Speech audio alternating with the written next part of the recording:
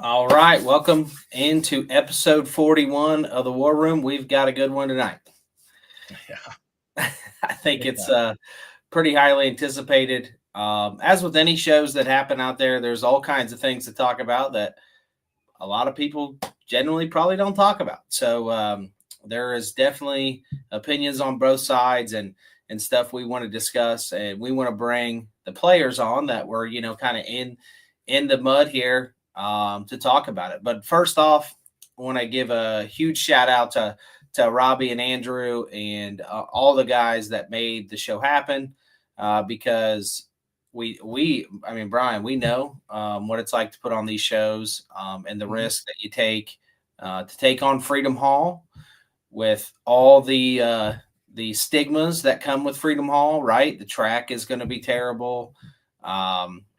It's hard to load cars in and out, all those things, right? To take on all that and get it right in just a short couple months, pretty impressive.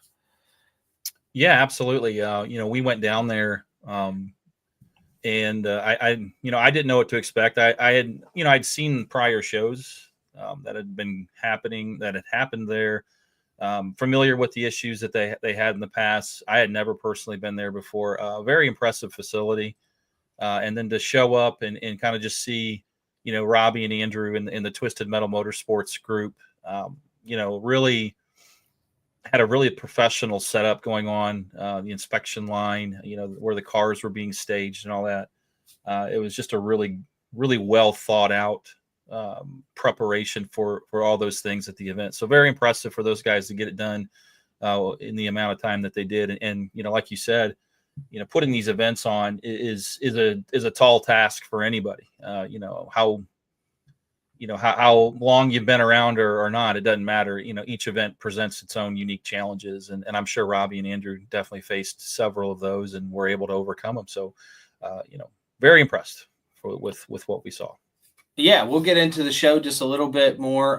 Just so you guys that are tuning in, what we've got coming up, we got Mathew Sims, who was the driver of the raffle car. And so we got a lot to talk about there, right? We get to hear that side of the story. And then we'll bring Robby and Andrew on a little bit later and talk a little bit about maybe some things behind the scenes that not everybody gets to see, and all that stuff. So first off, I want to let everyone know we're sending out our memberships, our first membership packets this week. So here's the t-shirt that goes out with that. We got a new sticker pack. All right, you're going to get that. You got your actual membership. Let me cover up that. But your membership ID, got a real cool picture on the back from Bristol Demo 3. And then we will get a nice little flyer in there for the low car steering wheels. Guys, if you don't know about these steering wheels, it's best steering wheels on the market. You bend it, they'll replace it. And you can send this bad boy in every year to get it redipped. So pretty cool on that. Low Car's working with us. You always want to support the guys that support you. And they made this steering wheel specifically for Derby. And I told them we had a problem with steering wheels getting bent. And they said, we got a solution. So you guys can get online, get on the demo-motorsports.com website, and you guys can buy those. So $165 shipped to your door. And I think that there's tax on top of that, but whatever tax is, $9 or whatever. So without further ado, let me get in to make sure I captured everything we want to get to before we get to Mathew here. I say we just bring Matt in and let's get the show started. What do you think? Let's go. Let's do it. All right, there he is. Matt, you're muted. You want to unmute yourself quick?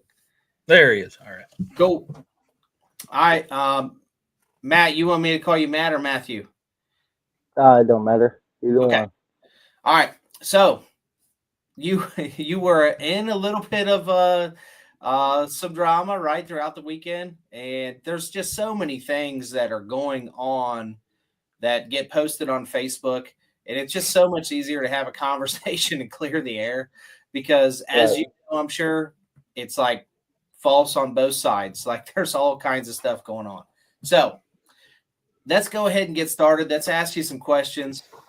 Explain kind of what's going on here, and if we misspeak or anything, you let us know. Okay, make sure you correct us because we don't want to.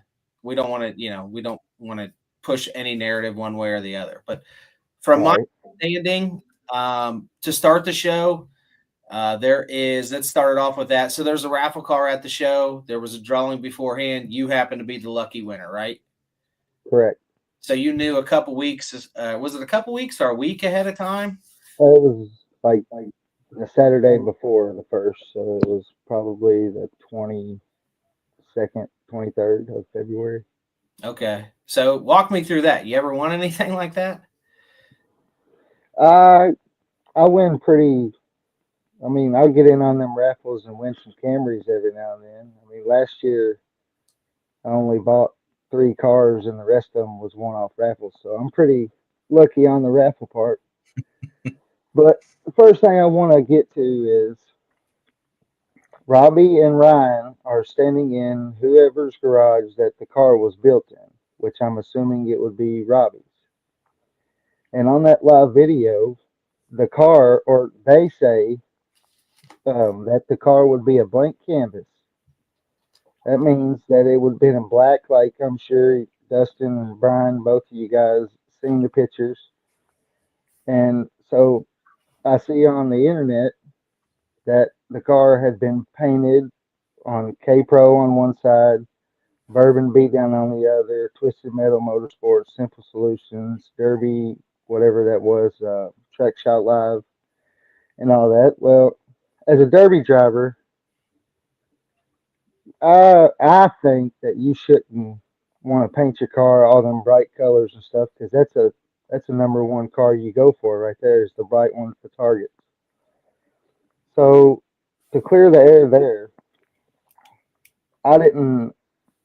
I mean, it wasn't my car, but I put the money in and I won the raffle, so I should have been able to paint the car as the way I wanted to, which would have I would have put Bourbon Beatdown on there and I would have put K Pro because I like Ryan. I don't let's just get it out there. I don't care too much for Robby, but it is what it is.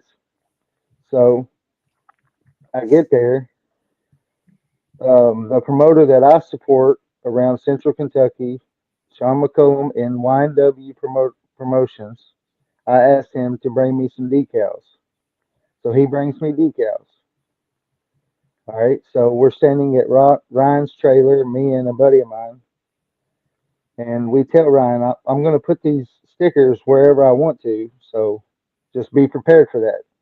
Well, he says, I don't give a, you know what. So we get there.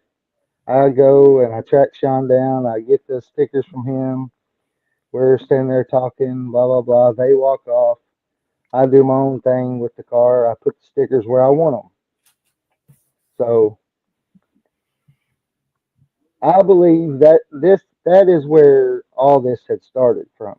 Is from where the decals were posted and stuck on the car, which would have been fine if they'd have took them off outside where everybody had to walk through, all the drivers, all 4 or 6 classes, however many classes there were, all them drivers had to walk through.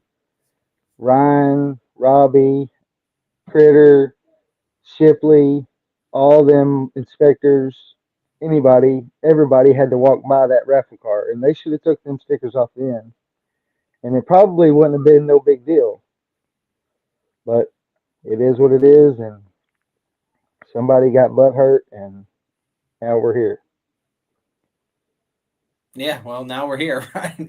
And we're just we're hitting up both sides of the story. So that's a pretty good start to it for sure. Brian, you got anything that you want to, any road you want to go down? I guess for me, I didn't even really know where the raffle car was parked at. Like we got there on Friday. I know I had seen it a couple times, and it was in several different places, so I didn't really know where it was parked at. When did you guys put the decals on there? I don't even remember seeing them on there at all. Let's say I didn't get to Louisville until about 2. Sean didn't get there till about 3. So I'm going to say 30 minutes prior to that, 3:30, 4 o'clock, maybe pushing 4:30. On Saturday, the day of the event, right? Oh, Is that what yes, sir. Yes, sir. Yeah, yeah. And the car had been parked right in front of them 2 lifts as you walk under that awning or whatever Mhm. you would call that. And it sit there for an hour, hour and a half. Right. Let's say this: it didn't get pulled onto the track right beside the enforcer until right before the mower started. Okay. Yeah. Okay. I guess one of the things that I heard, Matt, was that there was maybe some misunderstanding as essentially what the raffle car was going to be. Like it was going to be painted black, or it was going to be a blank canvas. Is that? I guess Brian, I've never really thought about that. I mean, what's your thoughts on that? Or Matt, what's your thoughts on that? It sounds like you thought like when you win that, right, you can do whatever you want with it. That's what. Oh, excuse me. Go ahead. Yeah, no, go ahead. Go ahead. That's what was said on the live video. It was a blank canvas. You put your number on it, and you drive it that night. Do what you want with it. Were But you like were I you said, go were you ahead. Go told ahead. anything? Were you told anything different after that? After that, you heard that? Like, did they reach out to you at all and say, "Hey, man, we're gonna paint this thing up. We're gonna put No, all I of our." didn't. I figured once I seen Sowers there that he was going to get a hold of it, which was cool. I was Yeah. probably going to get Sowers to put my number and my name on it anyway. Yeah. Yeah. This is always, for me, dude. I mean, I guess you talk about raffle cars. There's different ways raffle cars are done, right? There's always Correct. you know some promoters, they give them away, period. It's your property. Once you win it, you get to keep all the equipment afterwards. Some of them you're just getting the opportunity to run it, and then the promoter keeps the car afterwards. Some of them come out and they're not painted at all, and the winner gets to do whatever they want. Some they're painted. I know promoters like to use raffle cars as sort of an interactive billboard for the event, for the fans Yeah. that are there and while they're there. There's just different ways to do it. And I think what happens a lot is there's not consistency as to how it's done. So that creates confusion and miscommunication. That's kind of what I see. Right. Yeah. Which could have been different. It could have been said different, worded different. And either way, I mean, I was grateful because I was just going to take me and my little boy and we were going to just go watch the Derby. I mean, I was just grateful to win the raffle car. Mm-hmm. On the sticker placement, okay, it from the outside looking in, it appeared the sticker placement was intentional. Can you walk me One through was that? intentional. The second one was just where it was so big, and I wanted to put it where people was going to see it. Mm-hmm. Everybody could see what it said behind the big sticker, the big Yeah. decal over the Bourbon Beatdown one. Now the simple solutions on the fender, as I mentioned at the beginning of this podcast, is why I put the Y&W sticker on the simple solution part. Okay. Was that, and just so everybody's going to want make sure that we ask these questions, and they're going to say, "Well, you didn't ask the tough questions." Was that your choice on the stickers, or was that somebody else, or did did you On actually the put them on, or did somebody else Oh put yeah, them I put them on. I put on? them Okay. on myself. Okay. I might have Okay. had a hand in to keep them straight, the big one, Oh but yeah. as in placement wise, it was my choice. Okay, so that was your choice, and clearly, I think, and correct me if I'm wrong, you're saying that, hey, look, the little one was intentional where it went, but the big one, obviously, it only could have went a couple places on the car, anyways. Right. And if I ain't mistaken, I don't know why the Simple Solutions was even painted on the car. He didn't even have his booth there. Am I wrong? Did I look over the Simple Solution booth? Well, his trailer was there, but because he owns both, both the Simplest Solution, and he's a part owner of Twisted Metal. I think when you own companies, similar. Dustin will tell you.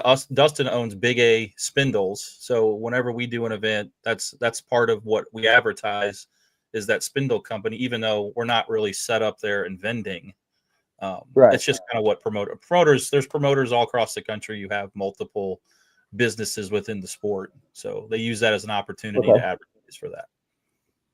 And look, it's in your right to not like someone. So I just we have to ask the questions because people are going to beat us up if we don't ask those questions. So we're clear on that.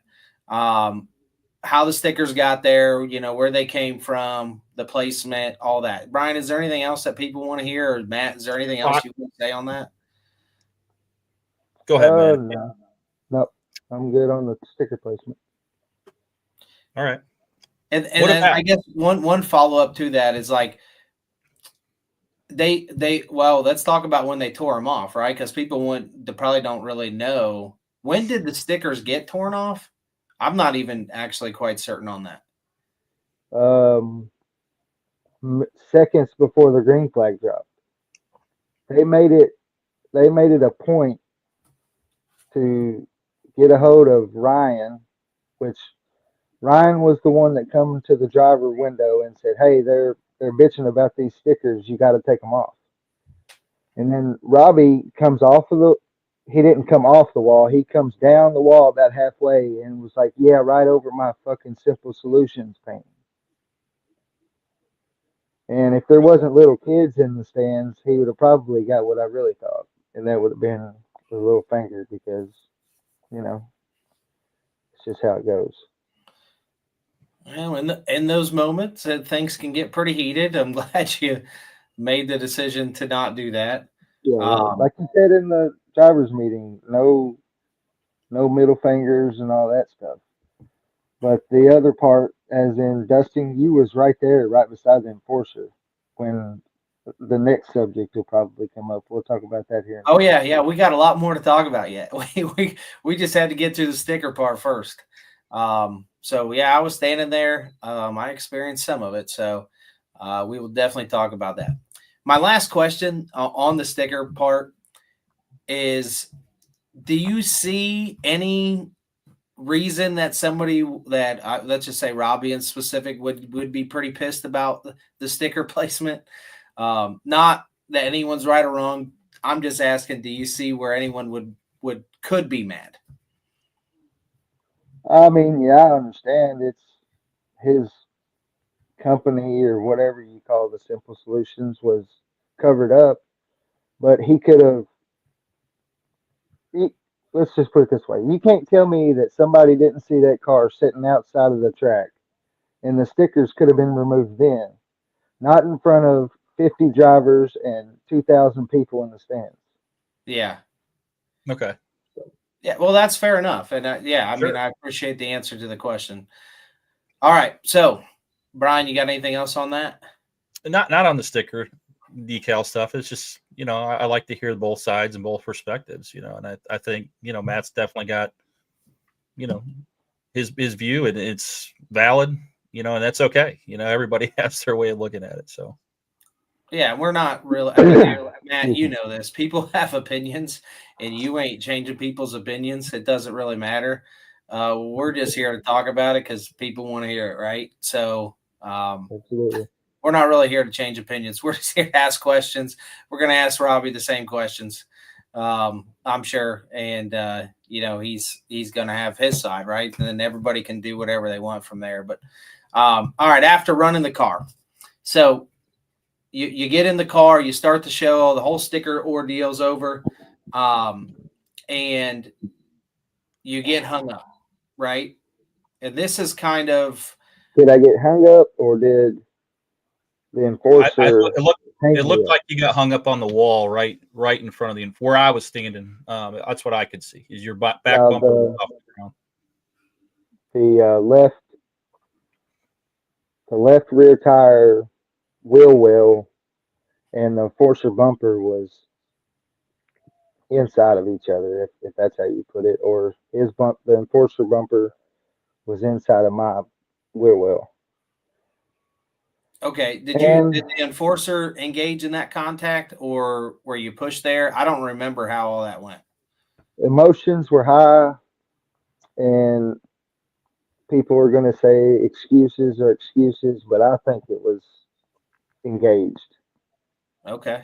Well, that's something we're going to have to pull the film up on. I'm sure there's enough cameras. I'm sure that Yeah. somebody has that somewhere. So I was not I was not aware of that. I thought you were hung up on the dirt, but I'm on the ground. I'm not even on the wall, so I can't really tell. But let's Right. just say in some form or fashion you're hung up. Yes, sir. And at that time, I know at some point you got your stick broke.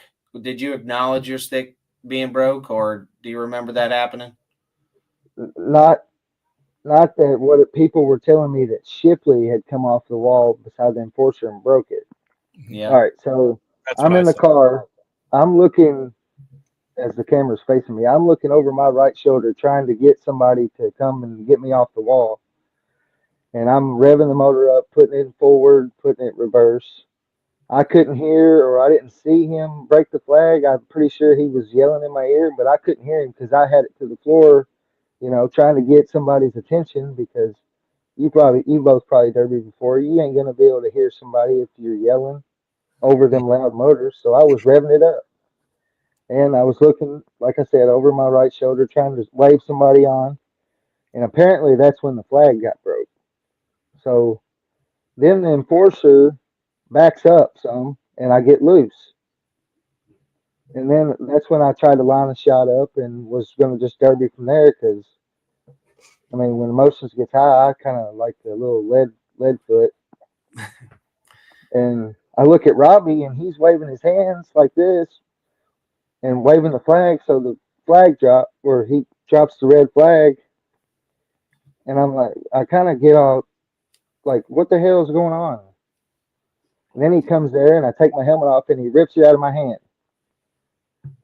Well, I don't know what that was all about, but I don't know what he was going to plan on doing with my helmet. But then emotions got even higher. I tried to keep my emotions a little low, but you just can't when somebody's treating you like that. I mean, I think it all started from the stickers and it just escalated from there. Yeah, well, let's reel it back because yeah, definitely Right. emotions were high. So let's reel it back. Outside looking in, and I want you to take it from, let's say, like a crowd perspective. Outside looking in, this is kind of what I saw, and probably what the video will show. Now, obviously, we've all been in cars, so what happens in the car and what actually happens outside of the car, sorry, two different things, right? Could be, Yeah. definitely. So from the outside looking in, I see you on the wall. I see that your stick's broke. When as a driver, you can't even see if your stick's broke. So I get that. I definitely hear the motor to the wood for quite some time. All right. Right. At this point, I don't even know, and I'm just giving you my perspective because that's all I can give. But I don't know if that's a raffle car or not. I actually don't even know. I just think it's a car, right? I'm like, damn, dude, this guy is freaking flat footing this thing. like, and then at that point, I don't know. How long do you think you had it to the wood for 20 seconds, 15 seconds? Probably. It bounced off the red limiter 4 or 5 times. Oh yeah. Yes. I mean, she Yeah, was definitely did. Definitely did. yeah, for sure. I mean, it definitely got my attention. Okay. So you got this thing to the wood. I imagine that probably at this point, everyone just like me is looking at your car because they're like, damn, like what the hell is going on here?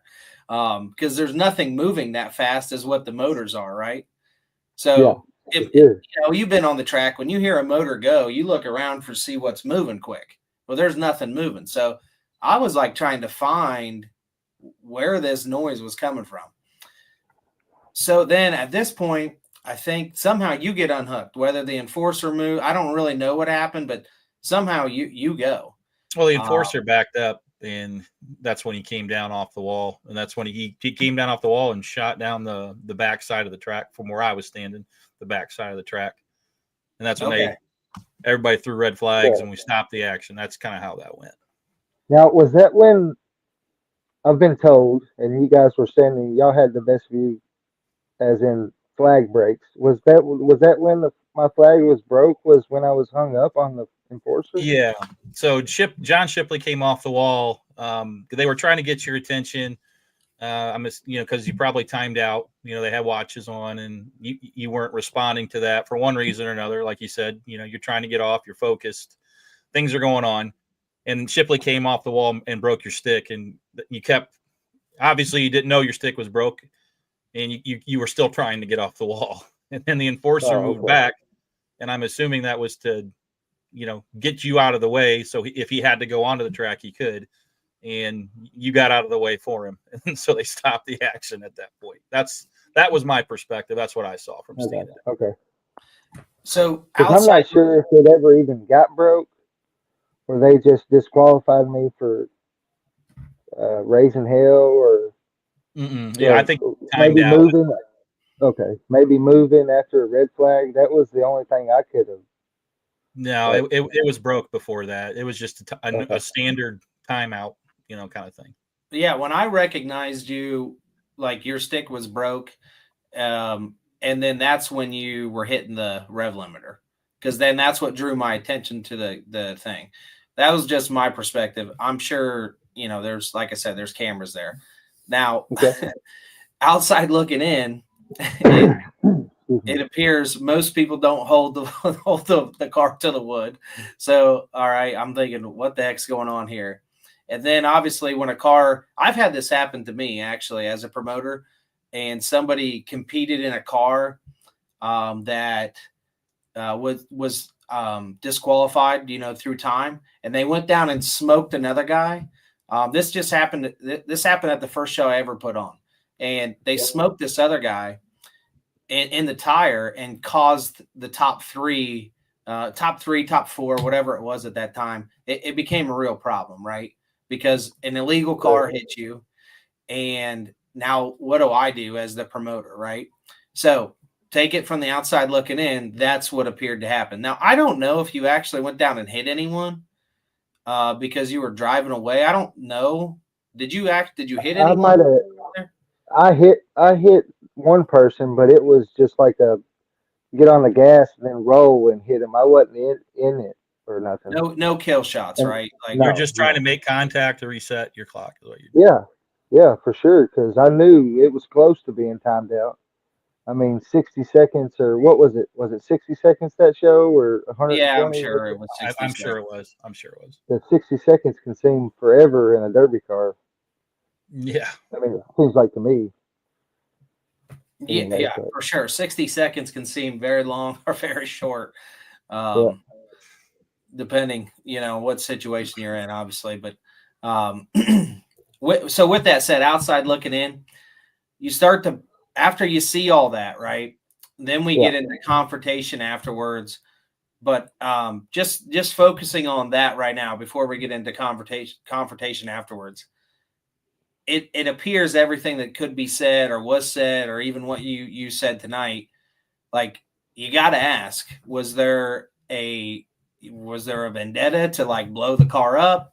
Was there a vendetta to keep going knowing your stick was broke? And I just have to ask these questions. There was no intentions of blowing the car up. I was just, like I said, I didn't know the stick was even broke, and I was just trying to get somebody's attention. Okay. But I was over there. I mean, I was waving like hell. I mean, people in section 320 at the very top could see me waving. I mean, I was trying $5,000 on the line. I was doing anything I could to get somebody's attention. For sure. And you don't want to go out. You don't want to win a car and go out on the wall. And right. That was my worst fear, was getting stuck on the dirt, and I get stuck on that damn car. Okay. All right. Let's move on to the next thing. We just wanted to give you our perspective of what we saw. Obviously, everybody's got different perspectives, and then the camera is going to ultimately show a third. And hopefully, I've been trying. What's that? I've been trying to find it. I've been It's trying to find it. I just want to see how long I was actually stuck. That's all I really care about. I mean, oh yeah, well, the rest is history. yeah. Okay, so now we get into a little bit of confrontation. I would venture to say, I think you probably said this too. You actually just said this. Tensions are heated at this moment between Emotions are very high. yeah, emotions are very high at this moment. Obviously, with you and what you got going on in the car, Robby and the wall. I think probably at this moment you could probably see where, um, where the promotion side of things is probably pretty heated. Like saying, "Hey, well, what the hell? You're for lack of any better situation, it looks like you put them in a compromised situation by competing with your stick broke. You could have, right? I've been put in that position. It is not a good position to be put in. So definitely, I think on this side, you are like not happy, right? But then Yeah. also, you're still trying to compete. We've all been in cars. Um, it's not like you went down and smoked somebody. Okay, you didn't actually kill anyone, so you didn't affect the Derby, so to say, which is a huge deal. Because if you go down there and hit someone with your stick out, now we got a whole nother set of It's a whole arms. other situation. Yeah, and I think both sides can understand that. All right, so now we're to this heated moment. Walk us through this. What's going on? How was this handled? It wasn't handled the best way. Um, I'm sitting here trying to really think about what was even said. The only things that I can point out is why Robby took my helmet for one, and what is Owen Arnold even doing out there? What's who? I'm sorry. Yeah, who's that? Owen Arnold.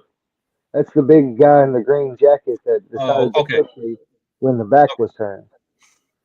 600, 6'7", 280 pounds, and he wants to push somebody in the back.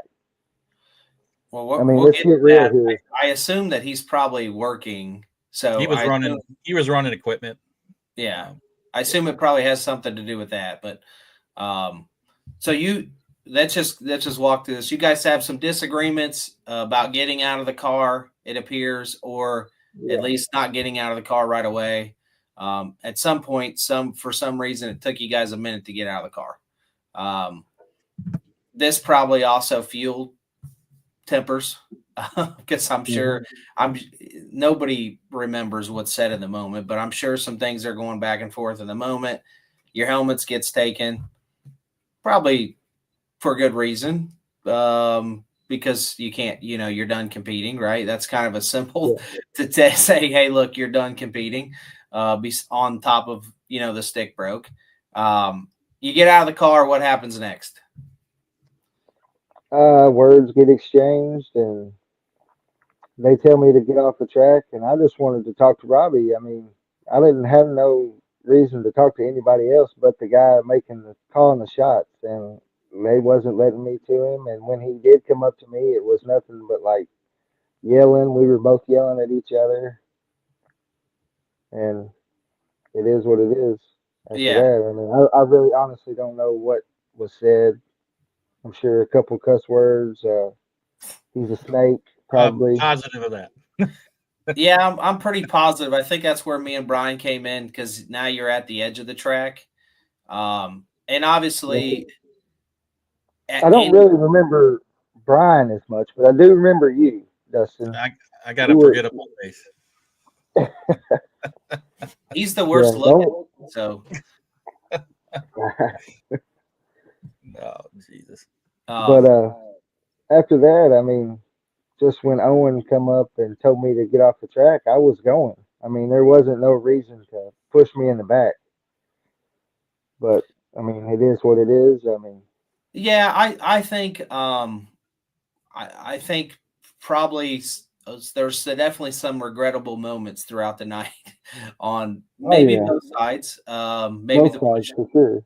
Yeah, the I pushing don't do back. it on my side. Some of the regrettable moments. I mean, I Yeah. wasn't raised to act like a jackass in public. That's for Yeah. sure. Yeah, I mean, look, and I'm sure the shoving that can't really do that. That's definitely not something you can do. Brian and I talked about that too. I don't know how you get someone off the track, because you guys were arguing and you got to go on with the show. So not really sure how you get someone off the track in that situation, but you definitely got to get some cooler heads, and that's kind of where, I mean, that's what I was there for, right? I was just there to say, hey, look, I know we got to get a You were show. one of the only ones that was talking to me like a human being.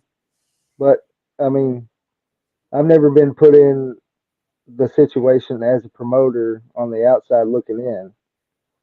I mean, to me, it would seem like just let the drivers get out what they got to say and just mosey to the entrance or the exit of the track, and it would have all been fine because that's what I was just going to do. Get what I had to say out and just you know brush it off and go have a good time with the people I was with.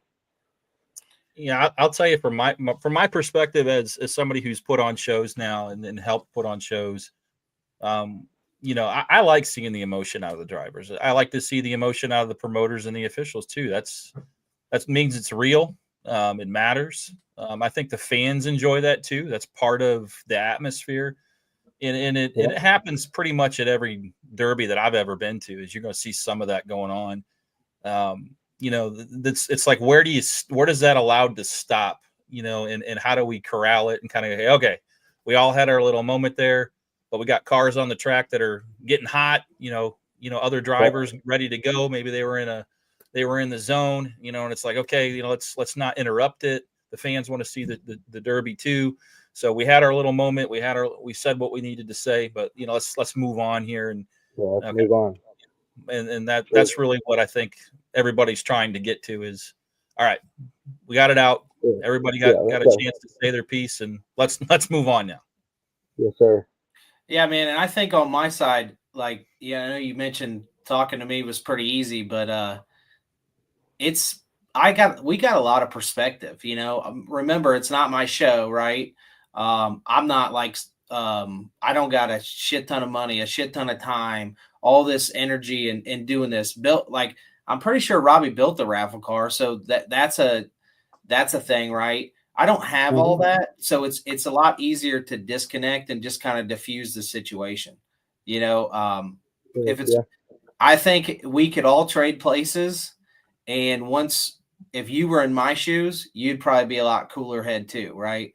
If I was in Robby's shoes, I'd probably be you probably wouldn't be saying the same thing about me, and vice versa, right? So I think it's all about perspective there, and like there's just a lot going on, right? And to talk through those things and not do it on like Facebook posts, because dude, just in this short half hour or whatever we've been on here, cleared the air on a lot of things. I think rather than just like I just see so much BS here, BS there. How did the stickers do this? I heard this.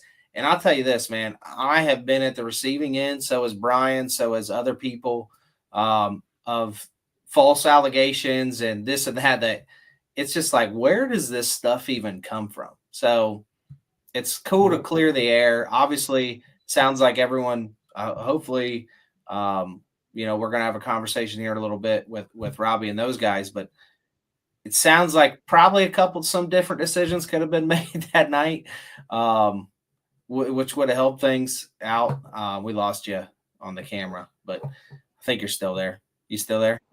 Yeah.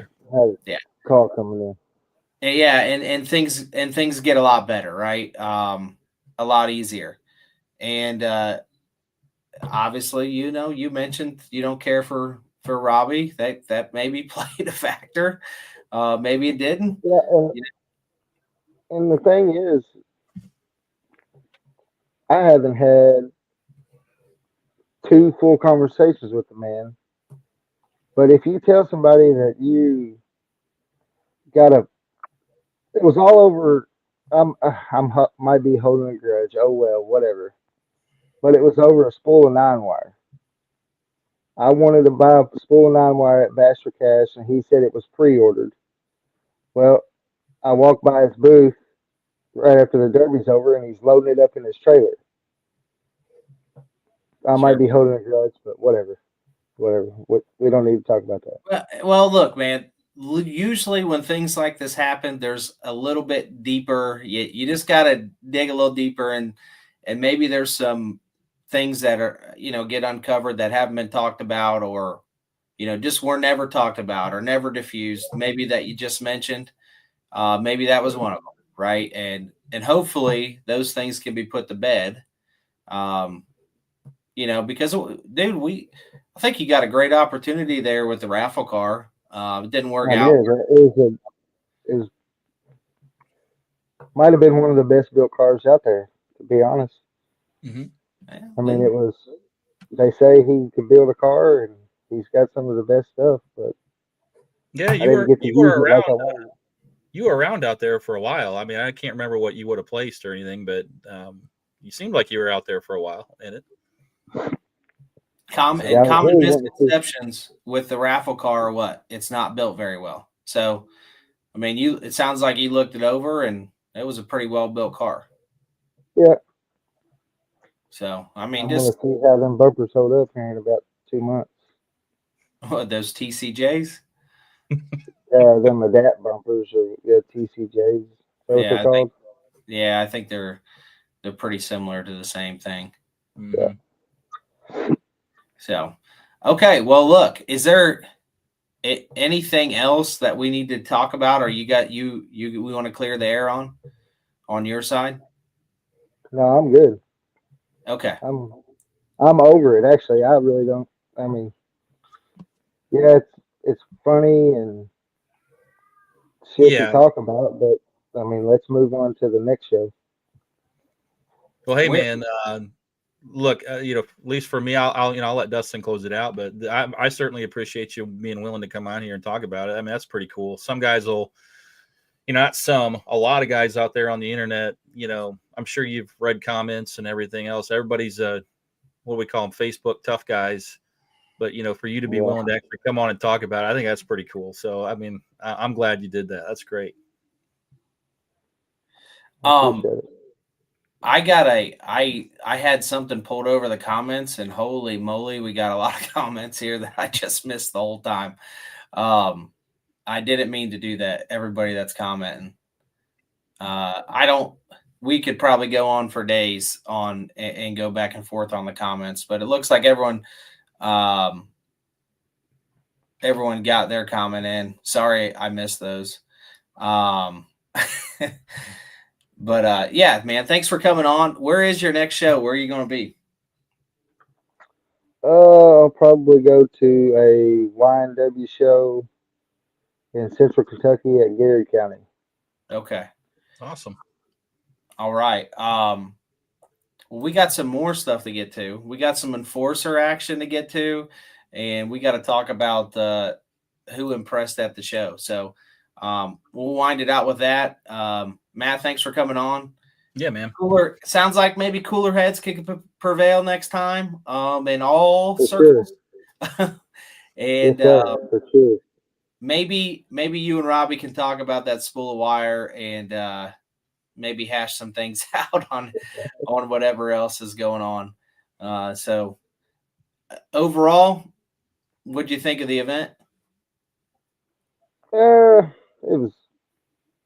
was I like the mini cars. The mini cars. I mean, my buddy Brandon Tussey.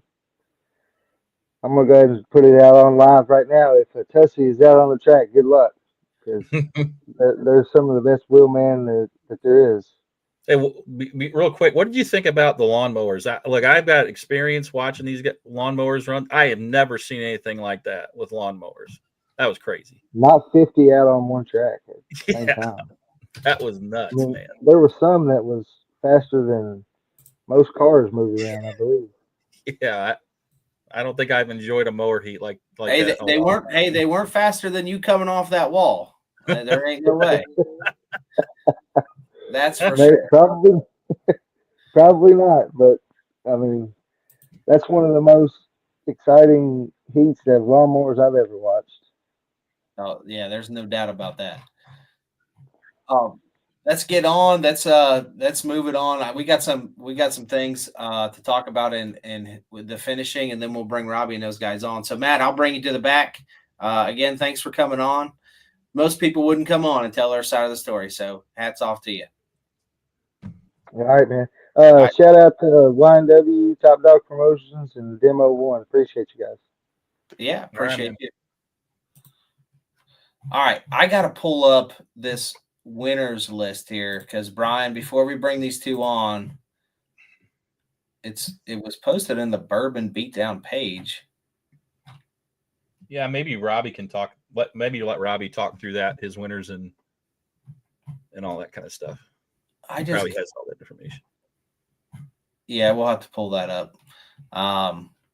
Let's go through some of the quick comments here. Do you see anything that stands out to you that we need to talk about? I think there's a lot of people that want to hear about the enforcer situation. It looks like so. We'll certainly talk about that. Look, I mean, it's the typical response. He said, she said, and motions are high and all that. That's all true and valid. But look, I mean, I just want to give everybody a chance to talk about it, and perspective is everything. I mean, it really is.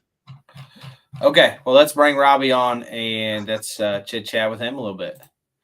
Robby, Andrew, coming on. Robby, you're muted, bud. All right, Robby. I don't know if you got a chance to hear that, but a quick little recap. Essentially, I think what we got to was there was a little bit of a vendetta. Okay, it sounds like, and maybe not well liked, and the stickers were placed, or at least one was placed in a particular spot. Little disagreement on if they should be able to put the stickers on the car or not, and we kind of talked through that too. But it sounds like that's where we were at, right, Brian? Yeah, for sure. And we tried to give some perspective. I think Matt, also cooler heads are prevailing, now. So I think there's been perspective both ways. Anything that you want to, if you heard that, anything that you wanted to comment on? I heard, I'm not the one that makes all the calls on the wall. Most of the time I was on the wall, I was writing down who was doing, where they were at as far as they broke their stick, what position they got, writing all that down. I know there's a miscommunication that I was the only one making those calls. I had a team that did that. Yes, I was listening, and yes, I did speak on there at times, but when he was hung up on the wall at the end by the enforcer, there was a lot of communication between the two end guys on that end. And Mike Decker was actually calling for the enforcer card to come out and hit one. I don't remember the number, but it was a white car that was along the wall. And I remember one of the flagmen saying, "Do not knock the car off the wall that is hung until he times out." And I believe they give him like 3 minutes of being hung up just because it was the raffle car. I do know that I heard over the radio. I didn't see it with my own eyes. I do know that they did say that the raffle car's back end, the trunk or rear bumper was on the dirt. Because once his flag was broke,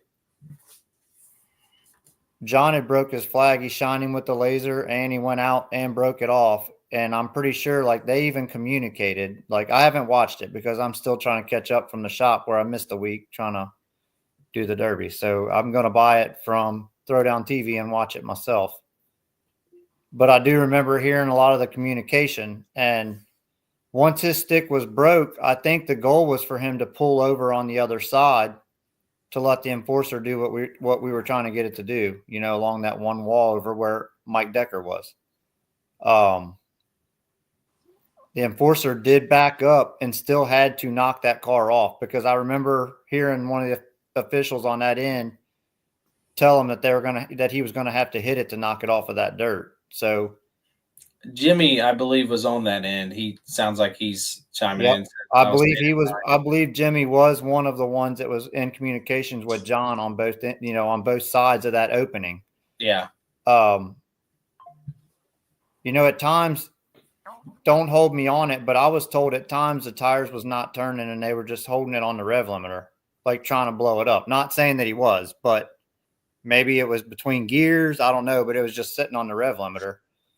But once his stick was broke, the enforcer did have to back up and knock that car off the dirt. And once that happened, the car took off toward the way it was going, throwed it in reverse while it was still going forward, backed all the way up, and then went all the way down the track and ran into cars that didn't plow into them because they were moving forward. So there wasn't a whole lot there to hit.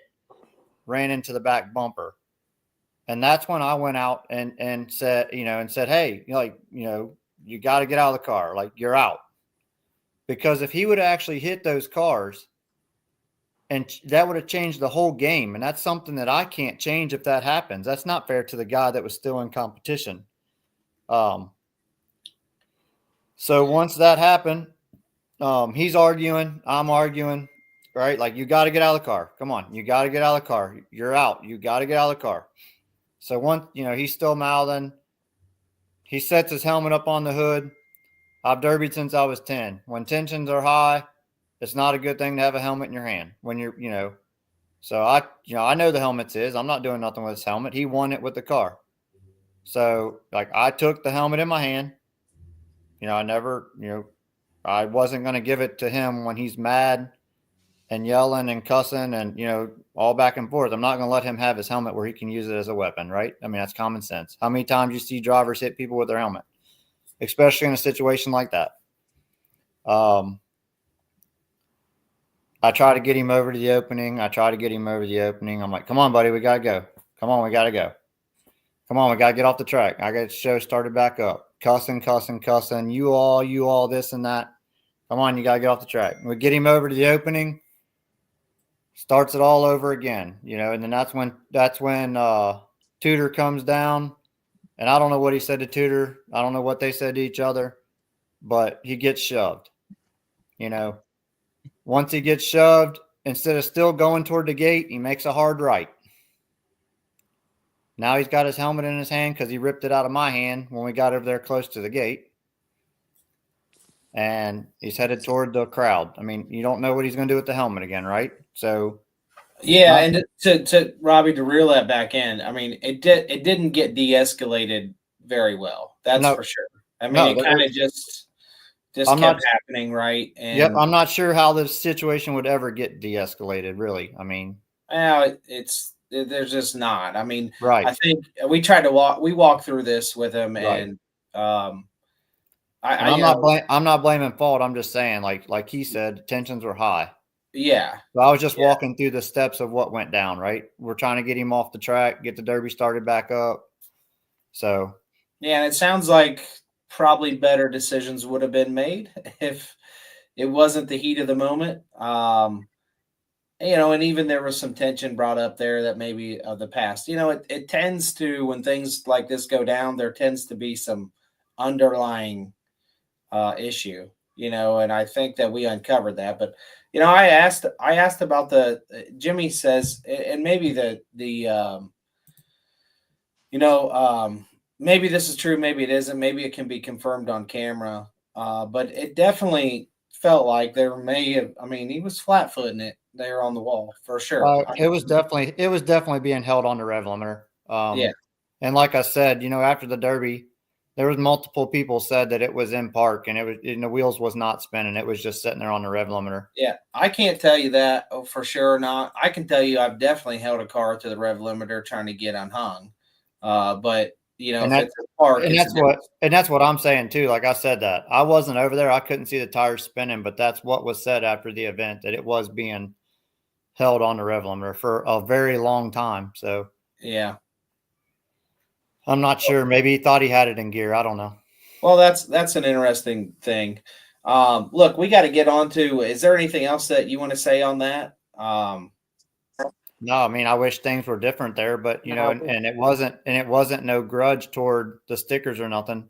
You know, the sticker situation wasn't even that big of a situation. If they would have asked to put those stickers on there, we'd have had them put them somewhere other than over our own stuff. You know, that was a lot of work that I put into that car to make that happen for whoever won it. The least I could do is get my name on the front fender. I guess Yeah, that's well, probably, I think. that's probably my biggest issue a little bit. You know what I'm saying? Like we've worked our tail off and stuff to get that car, to get the venue. I mean, that's The 2 weeks car worth was of building. built. We had Jason Sire that was coming to paint the car for us.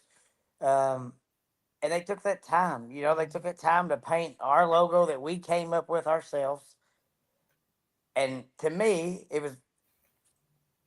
I know a lot of these guys, but like to me, it's you're disrespecting what you try to make it personal. Like I can promise you, I have issues with nobody, but when you go to put a sticker like that completely over top of where it says Bourbon Beatdown, like that's kind of low blow. Like for me, and I mean, I know I'm on the business side of it too. Also, it's just it's kind of for me, it's childish in a way because why would you do that? Like I would, hey, I can promise you, I myself, I'm not going to do that to anybody. Like it's our event. Why disrespect? Like it's disrespectful to cover up somebody else's logo whose event that it is. And I You know would what I'm have pulled saying? I would have pulled those decals off just the same if I'd have seen them on outside. Yes, I would have too. And I'll be honest with you. But when you're Never seen it. busy as a promoter, you know, like a venue that big, let's be honest. We started at our concert started at 3:30, ended at 4:30. We were pulling cars on the track at 5 o'clock, and the derby ended at 12 a.m. Like we didn't have time to do anything. So We yeah, we missed it. we We were in the missed. driver's meeting when those decals were supposedly put on that car. I mean, we came straight from the driver's meeting, straight inside. I ran the Power Wheels Derby that started at 4:30 right after the driver's meeting. I literally told the Power Wheels as I was walking by, "Let's go to the track." I opened the door, Power Wheels went to the track. I Yeah, never left inside until the yeah, till the guys. derby was over. Brian, and correct me if I'm wrong. You were in that conversation with Matt. I don't think that Matt was denying that that at least the one sticker was purposely put on, right?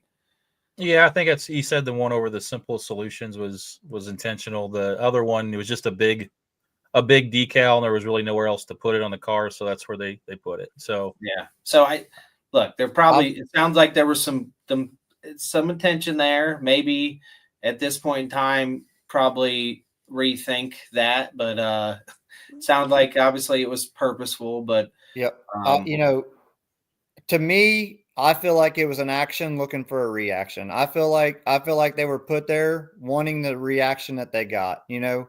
And I don't mean that negatively, but there's no good outcome to doing that to what they did, you know, or what that was done, right? Um And who's truly behind it? Let's be honest. Like who's truly behind it all? I mean, obviously he didn't bring those stickers with him. yeah, he Because said that Sean he also was asking for other stickers to be placed on there. We also, you he know, he yeah, gives there, shout you know, outs. a So lot of people talk when you're in the derby world, you get every side, like selling parts and stuff. I've had multiple people tell me that he asked for Top Dog Promotions stickers to put over top of my logo also. You know, that's just a jab at me, I think, because I've actually, you know, I'm working my butt off to get what I got going on. And, you know, and and let's be honest, John Peck is pretty stand up guy. John Peck's never said a word. He's never been upset about the venue for us. And I mean he's never that's not John Peck. And that's the So thing. Like, there's a miscommunication there, thinking that I'm not friends with John. I'm friends no, with John. I John's don't run legit. John's shows because I've got so much going on. Like, I'm friends with John. There's a But for me, and I'll miscommunication there. say this, like I like the other person, but for me, I'm 45 years old. You know what I'm saying? I got three beautiful daughters, my wife and stuff. There's more to life than sitting on a computer and always commenting all the time. Like, if that's all Agree. you have to do, like, we have failed in society. I'm just being honest. Like, we have completely failed society. Like this So stuff don't get me through the gates of heaven. Um, we got to be nice people, good people. You know what I'm saying? Like, it's so sad that we have come to this. And when you're an adult and you're acting like some high school girl sitting behind a computer, it's sad. Like, I don't know. Like, I'll continue to help. I promise you, I will spend every ounce of the time I have to make this derby with Robby at Freedom Hall the biggest derby in America if I have to. We will so put a team together with some of the best guys, and I felt like we did that. You know, we I've Yeah, we got always we got to get into that. We got to get into the show stuff. hey But there real, is real quick. Go I've ahead. always supported Sean. I've talked to him at the Fair Board conventions. Never had an same. issue with Sean. Um, I don't have an issue with Sean. I see some of the Facebook messages he put on there that night after the decals got ripped off. I mean, that's pretty cruel things to say over some stickers getting pulled off of a car. Those stickers, if he would have asked, anybody that truly knows me would have said, yeah, put them on the hood, put them on the roof. I would have never said put them over top the decals, you know what I'm saying, or over top our logos. I would not have had a problem with those stickers being on that car. And when that car came on that track, one of the officials said, why is there young and reckless stickers covering up the Bourbon Beatdown? I went straight to Ryan Kratzer like, how did that happen? I never even seen it. Ryan said, let's go rip them off. Yeah. We went out there and ripped them off. I mean, I'm not going to leave that on there covering up my logo and stuff. You know what I'm saying? Yeah, I mean, look, to sum that up, because I think we went through it. I think we know Yeah. kind of where both sides are Yep. at. I mean, I'll tell you this: if we have like a raffle car every year, and if anybody had their stickers on there that didn't have anything to do with that raffle car, there's zero chance it would fly. Agree.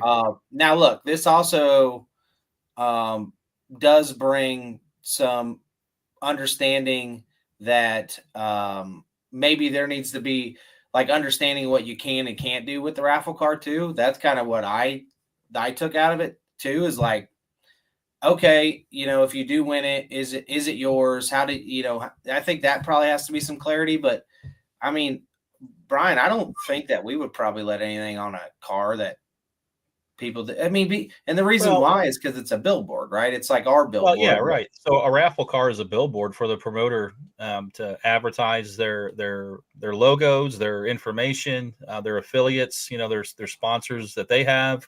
It's an interactive billboard for everybody to enjoy. For me, if stickers were going to be put on that raffle car, all I would ask is, hey, just ask me. Ask me and we'll walk over to the raffle card. We'll look for a spot to put them. And that's perfectly fine. So if that didn't happen, okay, well, that's, I could see how that's a problem. And that would happen. I can promise you, I would have put their stickers on there and placed any of them. I mean, that's the type of person I am.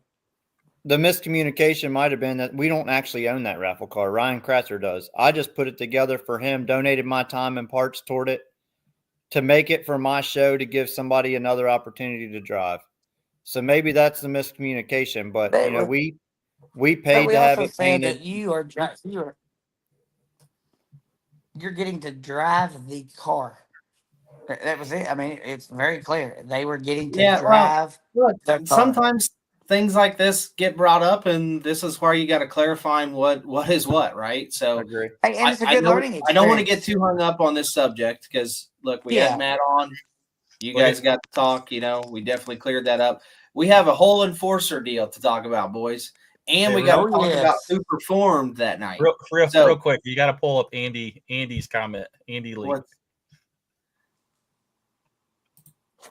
Yeah, exactly. That was from King last year. Andy, you had our raffle car and ended up on his lid. All right, real quick. All right, before we get into the enforcer stuff, Robby, where are these results at from the show? Kay's pulling them up right now. I had them on my phone, and I've got them pulled up right now. If you want me to go through. Brian, send them over to me, or here, let me put it up online because I'll tell you this: one thing we have to do is there were some performances that night that we have to talk about. Agree. And these guys deserve credit. Oh, it's kind of blurry. Make it a little bigger. You're testing my knowledge right now. Push control and then scroll your mouse. There we Look go. at that. Look at that. Look at that guy. Real quick, mowers, craziest shit I ever seen. Hey, you stay tuned for my big announcement about them, big fella. Dude, I'm telling you, Andrew, you were such a big fan of him right before the event, man. You mean that meeting? craziest You shit mean I've ever hey, seen. You mean my buddy Toby Hiley and Robbie's conversation behind my back? Whatever we do, we can't let Andrew talk to him. Yeah. I did not want Andrew close to the mower guys because I thought he was going to load them all up because he was so tired of dealing with it. Anybody else that stands out that we got to talk to, let us know. But I got to give and I'm just going to give my shout outs to people that I thought stood out. You guys can call your own out. Go down to this Garen, is it Walters or Waiters? Waters. Waters. Garen Waters. Dude. Waiters. Sorry, man. Jesus Look, Christ. I'm just trying to give the guy credit. This guy put on an absolute show. I thought for sure Joel was going to win it. I thought he had it wrapped up, and he beat one of the best drivers out there. And he did it probably with a lesser car. And I'm sure Joel hated to lose that way. He really wanted to finish out. And he ran a derby that he should have deserved to win. But the fact that this guy stayed in there with a lesser car, I thought was a hell of a performance. Anything else you guys got on that? No, I agree. Go ahead. We did have an overall Mad Dog there. In the street stock class, Eric Rice, we had a rollover there. I mean, he hit hard enough to turn 2 cars over, so that's pretty impressive. Yeah, that was him and Jason Kidman, yep, right? Him and Jason Kidman, yep. Kim is pretty known for flipping. Let's be honest. And then we give away the Bobby Brockway overall most twisted driver to Devin. So, and all those guys with the most twisted get a free entry for 2026, and we'll have a lot of that info out here in the next couple of months. So, I mean, those mini cars, those compacts, man, that was the last heat of the night. You guys were on a time crunch because you had a hard stop at midnight, right? Yes, sir. And I tell you what, those guys did everything they could to end that thing at midnight, and they did on the dot. That was really impressive. There was a lot of hard hits. I seen people stretched all the way out in that class. There was a lot of good hits in that class. The mini car guys kind of got a little upset with us because we had to change their running order. It's a tough call to make. However, I will say this, Robbie and I have talked about this. We definitely will be showing them a little bit of love for 2026. That way they understand, hey, sometimes things happen like this. It's a lot harder to get big car drivers to drive the way that mini car guys do. Can I explain why we made that decision last minute, Andrew? Oh yeah, go ahead for sure. Go on and do it. So as a promoter, we made the last minute decision because we were getting pretty close on time.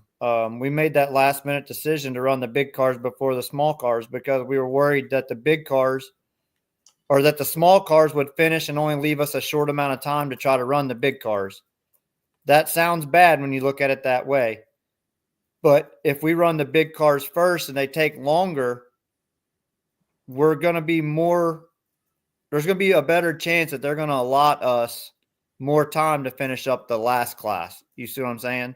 So we did that switch there to try to get those big cars on the track, let them do their thing, and then beg for more time if we had to. And everything worked out, and we did not have to. So it was a good night for that, but that's why we did the switch. And I will tell you, I was nervous. I guarantee you, Robbie was. I know, my family and them were up in the suite and stuff, looking down and checking the time. And then one of our contacts with the venue is like, hey, how's it looking? How much time do you think, how much longer do you think it's going to be? And this was at 11:53, I think, when I got my text message. And I'm like, she's like, is there anything that you need? And I just put time. And then when she put how much, and I'm thinking, all right, these little guys here, I'm thinking maybe 3 minutes. I said 6 minutes. I think they'll be done in 6 minutes. And then all of a sudden, she just sent me a message like right at like 11:59. It says, "Hey, just breathe. I think we'll get through this. Don't worry." And then See, it there you ended go. instantly. So the venue, I will tell you, like they're very adamant. I know their workers and stuff. Like they have to plan all that. That's what a lot of people don't understand. Like the a lot of this is planning in a year in advance. You all know this. Like some of your stuff is a year, 16, 18 months planned, when ours was 6 or 7, 8 weeks at the max from the beginning to the end. And these people need to know like that stuff is already negotiated in these kind of contracts. Well, when our contract wasn't negotiated the same way because of the time frame, things are a little different. Time and venues like that is very costly. But hey, they worked with us and everything's been great. Yeah, we know all about that. Right? Yes, we do. Yeah, we certainly know all about that. Real quick, couple more shout outs. Look, everyone on the list deserves a shout out, but I want to know who this Wade Ayers and this Presley Ayers. Is that how you say their last name? Because Yep. those guys, and even Dylan in third, but I know who Dylan is. He didn't just get on the radar here. This Wade and Presley, I mean, who are those guys? Because they drove hard. Yep. They drove a good derby. Yep. I don't know. Is this their coming out party? Because I mean, there's no way they drove like that and performed like that, and that's the first time in a car. I can tell you that because they were really impressive. Yep. Definitely want to see more of those guys. Agree. Looks like some of these guys are saying they're from Bowling Green. Young guys, right? From let's get them to demo too, man. That's a similar class, the same class as running old school wire. We got that. We got opportunities, man. Yeah, I agree. Those cats run so more, fun man. to watch. I want to see those cats run more. Obviously, shout out to Bubba and Ty at the top there. Really cool to see Bubba on the track and performing so well. That dude is just the coolest cat in the car. He's ridiculous. Like he was saying earlier, that T28, the Tussies. Mm-hmm. Tussies are some of the best drivers that I've ever seen. They can bring a bone stock car and run with the mods and still pull off a win. I mean, they're always in the money. As you can see, they're first and third. I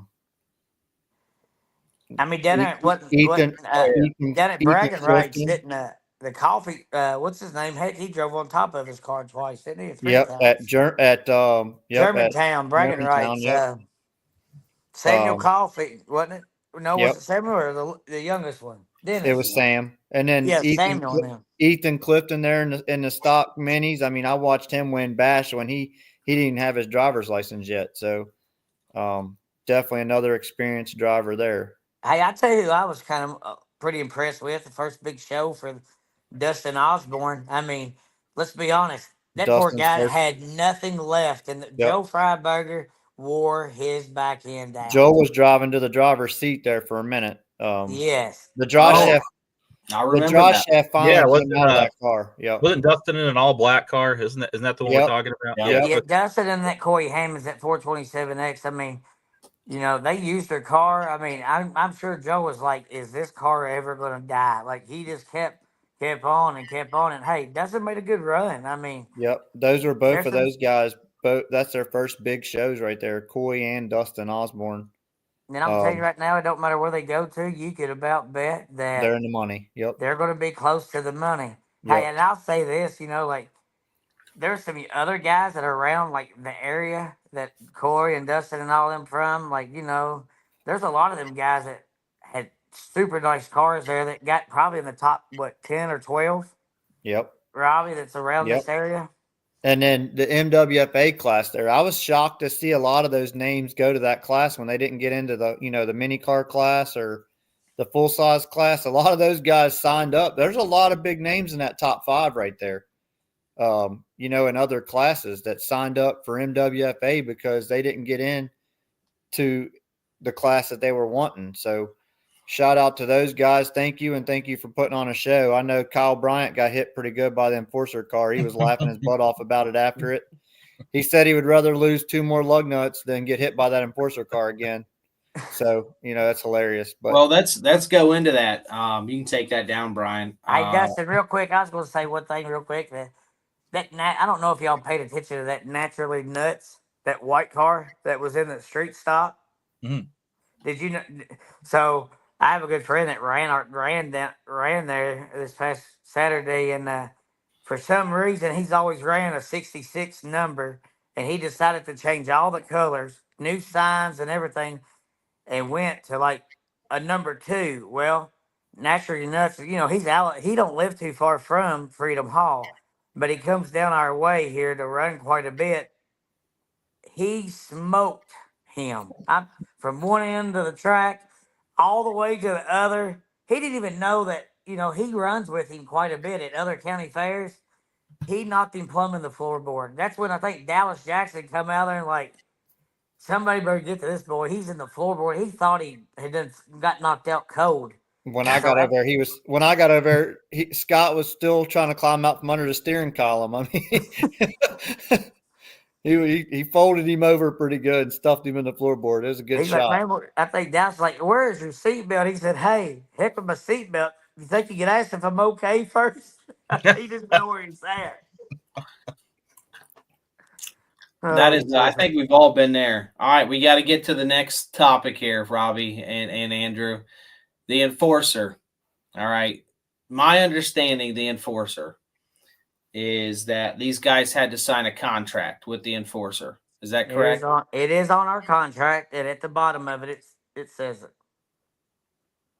Go ahead, Robbie. You can read it. What does it say? What does it say? Hold on. I have Kara go get me one of the contracts. I think I have it here. I'll read it word for word. Okay. And then the next thing, my understanding is that in the driver's meeting, you make it very clear. I did. I went over all of it in the driver's meeting about if the enforcer was to get hit back.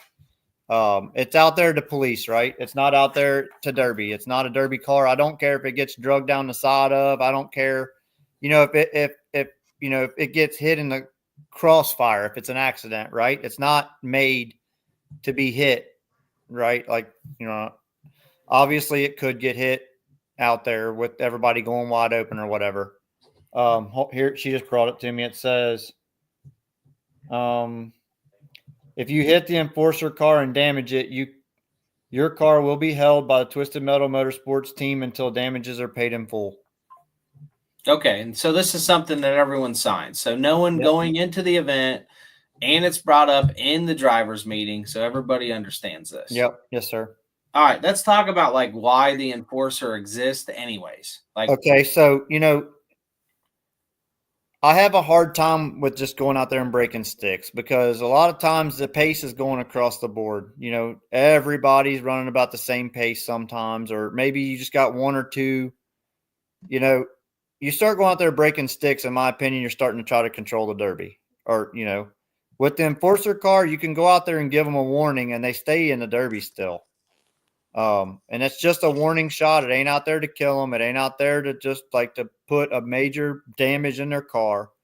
It's just like, hey, pick it up, right? Like, let's get going. That's what the enforcer car is for. And it's good entertainment for the kids in the crowd. I was that kid. Essentially, what I'm hearing though is it's entertainment, right? To ensure that you have entertainment, it entertains a couple different ways. Yep. Everybody knows what it is, and they know what they're signing up for. Yep. Well, they do know. Hey, Dustin, they do know what. Well, they do know what they're signing up for. But this enforcer car is from 20-some years ago when it all come about with Dent. When it was on blacktop and everything. However, I feel like guys that are our age in the 40s, we respected back then, what Dent was. We have a lot of young drivers now, so it's not the same. So with what it's used for now. Well, back then when it was used in Dent, like, correct me, if I'm wrong here, was it used in Dent to, take cars out, or was it just used at what you guys did it? In Dent, I went when I was a kid. It was to take you out. Like if you wasn't hitting, they tried to punish you with it. Like they break your wheels off, hit you head on, put the trunk in the dirt. Their intentions was to damage your car severely. Okay. We're not doing that. We're just doing it No. for the kids. We're doing it to keep the show going. We don't have to stop it. I don't have to put officials in harm's way to go out there and tell you to hit. I mean, how many times do you see promoters go out there and take spray paint and spray paint a car and it changes nothing, right? I've seen promoters spray paint the whole track. I've seen spray Febreze in the air. But we're all joking, but the car has a purpose, right? It is a sentimental thing to me. And like I said, I don't care the car gets tore up, but it doesn't need it. The purpose is not to hit it back, right?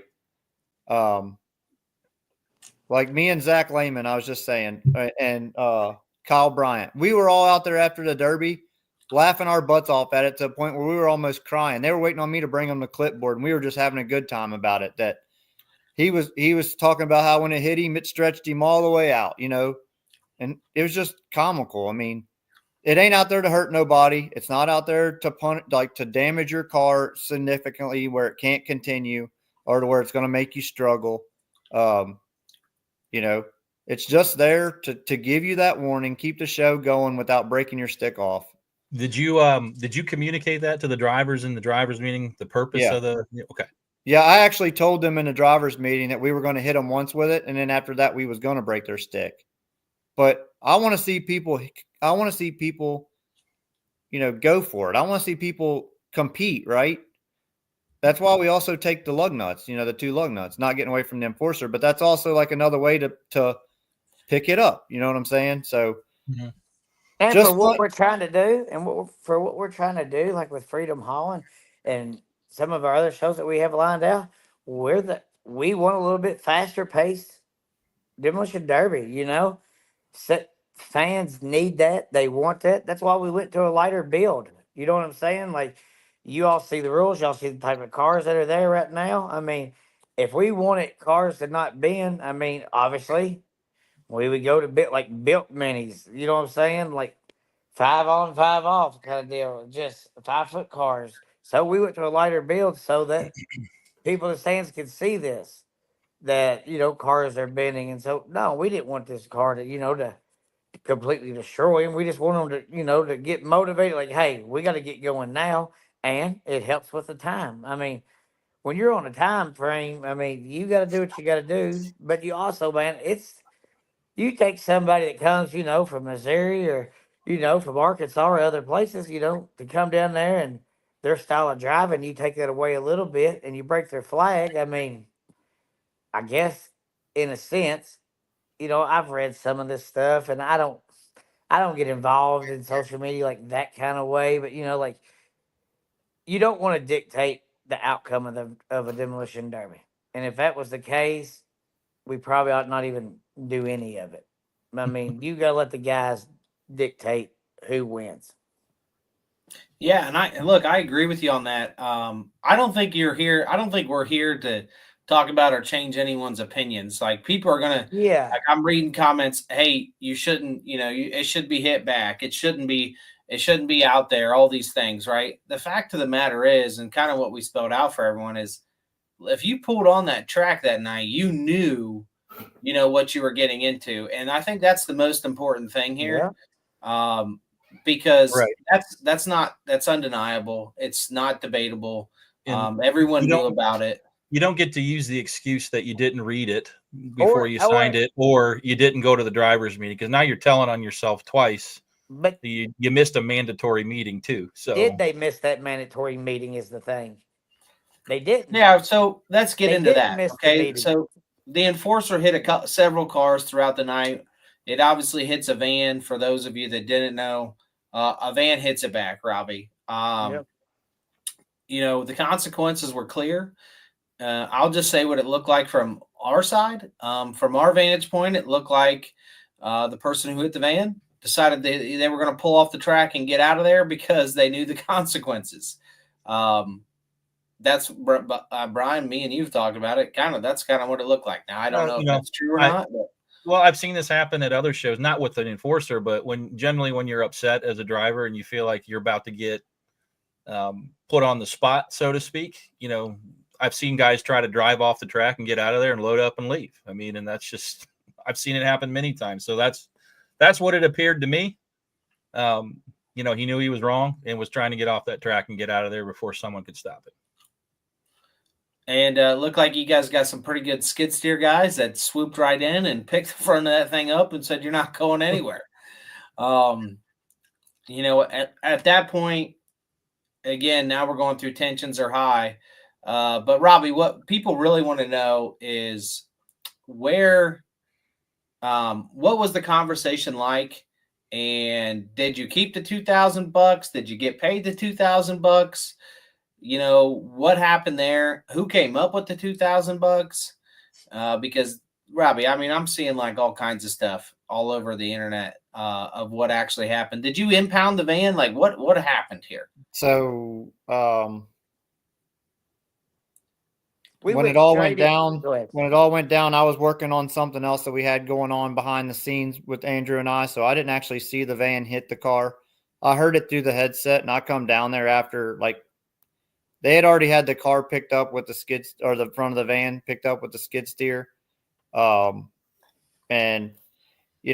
Joseph, the guy that hit it, I'm friends with him. I've sponsored him tons of parts for different derbies, and his sticker is actually on my golf cart. We hang out at Germantown every year at every derby. I support him in every way. So it was definitely a shock to me that that's who that had did it, because I just never thought that would have happened. So I talked to him for a minute. I went back to doing finished up what I was trying to get done behind the scenes. We had a couple of things we were working on. And I was pulled in where the officers had him in a room, and me and him had a conversation. He wanted to know what I thought the damages was worth on the car. I told him I didn't know. Like the door, I don't know where I'm gonna find a 4-door 73 Chrysler Imperial door, because most of them are 2 doors and they're a crappy derby car in today's world. So like a lot of them are scrap material, and gone. So, we talked back and forth, and he's like, "Well, what about $2,000?" So I'm like, "You know what? That's fine. Go get me $2,000." Joseph's gone for a pretty significant time and comes back with $2,000 cash. I counted it out on the table to see if there was $2,000 cash there, and it was dead on. I handed it back to him with the skid steer key to give to my guys, and told him he could have his van back, and told him that he disrespected me and, everything that we were trying to do at the event. We had a conversation, and, I just told him that he disrespected me, and, that he knew what we were trying to do there with the enforcer car for the kids and for the show. And, there's a lot of people in that facility that's never even seen a demolition derby. And that enforcer car is like the highlight of the thing, of the weekend. Even the people that work at the facility, that's all they want to talk about is how that enforcer car was so cool. And the lawnmowers, of course, Andrew's favorite. But yeah, that's what happened. I did not take $2,000 from Joseph. I would not have taken $2,000 from Joseph. So that door's full of concrete, and it hit right at the rocker. So it busted some of that concrete at the bottom. It ain't about the car getting damaged. That car is sentimental. It's more about what we were trying to do at the show with the car. You know what I mean? Like as part of the show. That's why I made it clear in the driver's meeting, if you hit it back, you're going to pay for it, the damages. So, yeah, real quick. Joseph, I saw one of his comments on here. He declined to come on or didn't answer. But he echoed what you said. He just said, he said that you said, "I want to see if you're a man of your word," and handed me the key to the skid steer and said, "Go get your van, Bubba." That's what was done. I've seen a bunch of rumors myself and mad about it. No, I was not no, mad about it. No, I was not trying to own. I'm just trying to own up to my mistakes. It was wrong for the enforcer car to be hit. Me considering I was hitting, just hitting. So it sounds like maybe he made a mistake. He didn't feel like he probably should have been hit with the enforcer car. Obviously, that's all subjective.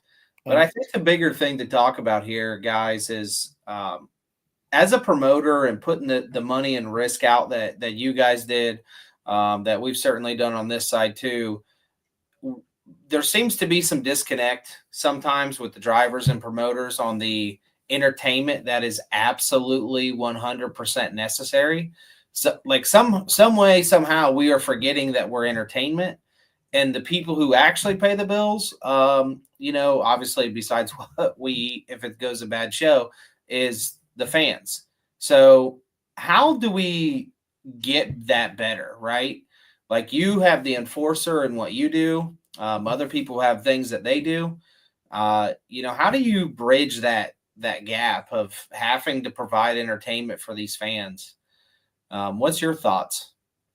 Well, for me, I'll just tell you, like, I think it's going to be hard. I think the disconnection between just overall people in general these days, it's a different mindset. You know what I'm saying? Like, I feel like this younger generation, and I'll keep saying it, like, as far as their style of running's different. Um, I ain't saying they don't respect anybody because they do. I mean, obviously they have respect in our sport. However, you know what I'm saying? Like to put a show on to add stuff to it, I don't know that it takes a little bit of time for them to understand why we do what we do. You know what I'm saying? Like to add something to a show and try to like the older ones, like I'll give you an example, not just for the show side, like our beautiful mower guys, there was a few older gentlemen that were in the mower class. And I mean, like for them, they was like, hey, everybody wants to run. Let us help you do what we got to do for you to run.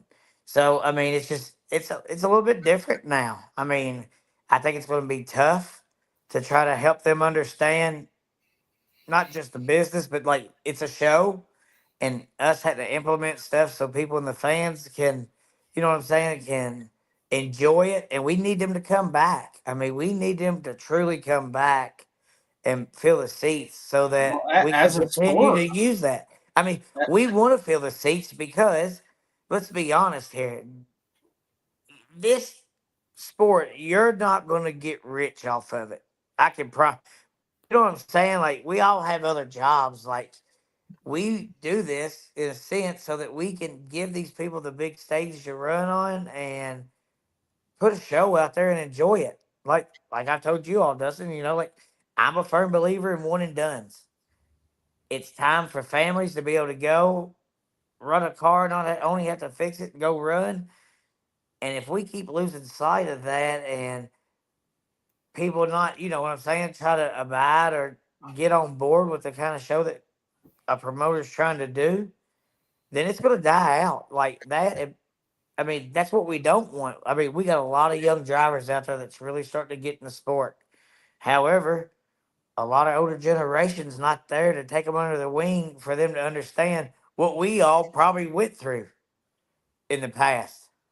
So, I mean, I don't know. I think it's all about respect and trying to get them on the same page. However, we have to also respect them younger ones. Them old threes and up. Old school guys.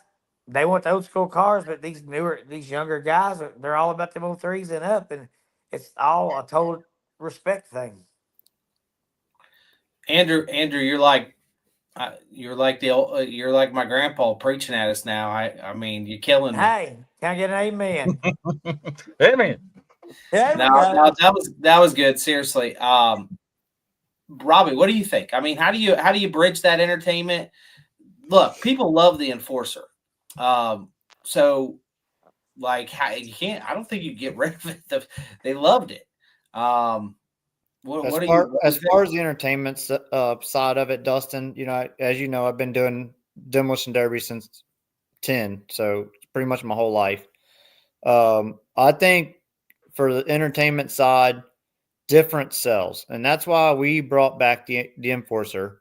That's why we wanted to use the enforcer. Like I said earlier, as far as entertainment goes, it doesn't do me any good as a promoter to have my flagman go out there and break sticks off if I'm trying to entertain the crowd. If I can break a stick off, that takes another car out of competition. As far as entertainment goes, like it's our job to do the entertainment, and there's 1,000 ways to do it. You just got to figure out what works for your area and what works for the style cars that you have on the track. You know, Robby, you say that, and I'm sitting here in my mind comparing the two options. So Right. as a driver, I'm sitting in the seat, and I got a choice to take a little bump that's probably no harder than I'm going to get hit throughout the Derby, and I get to keep derbying from the enforcer, or I get my stick broke. Right. That's my two options. Right. I mean, I got to think I'm taking a little bump from the enforcer almost every time. You know, I don't want your stick broke. That means you're out of contention here. So right. Most of the times, like how we do it at our county fairs, is if you get hit with the enforcer, and then the next time your stick's getting broke off, like that, the enforcer is your last warning. You know, at this event, I was trying to let it go. You know, I wanted the entertainment to be there for the crowd. I don't want to be the guy that has to go out there and break those sticks off. It don't bother me to do it. We do it at every show. But well, if you think about it, what's more entertaining for the crowd? Is it the enforcer lighting his lights up and going out there and somebody taking a bump, or is it going out and breaking somebody's stick? Right. And when you break somebody's stick, you put yourself in that situation too, where now people can say you're controlling the Derby.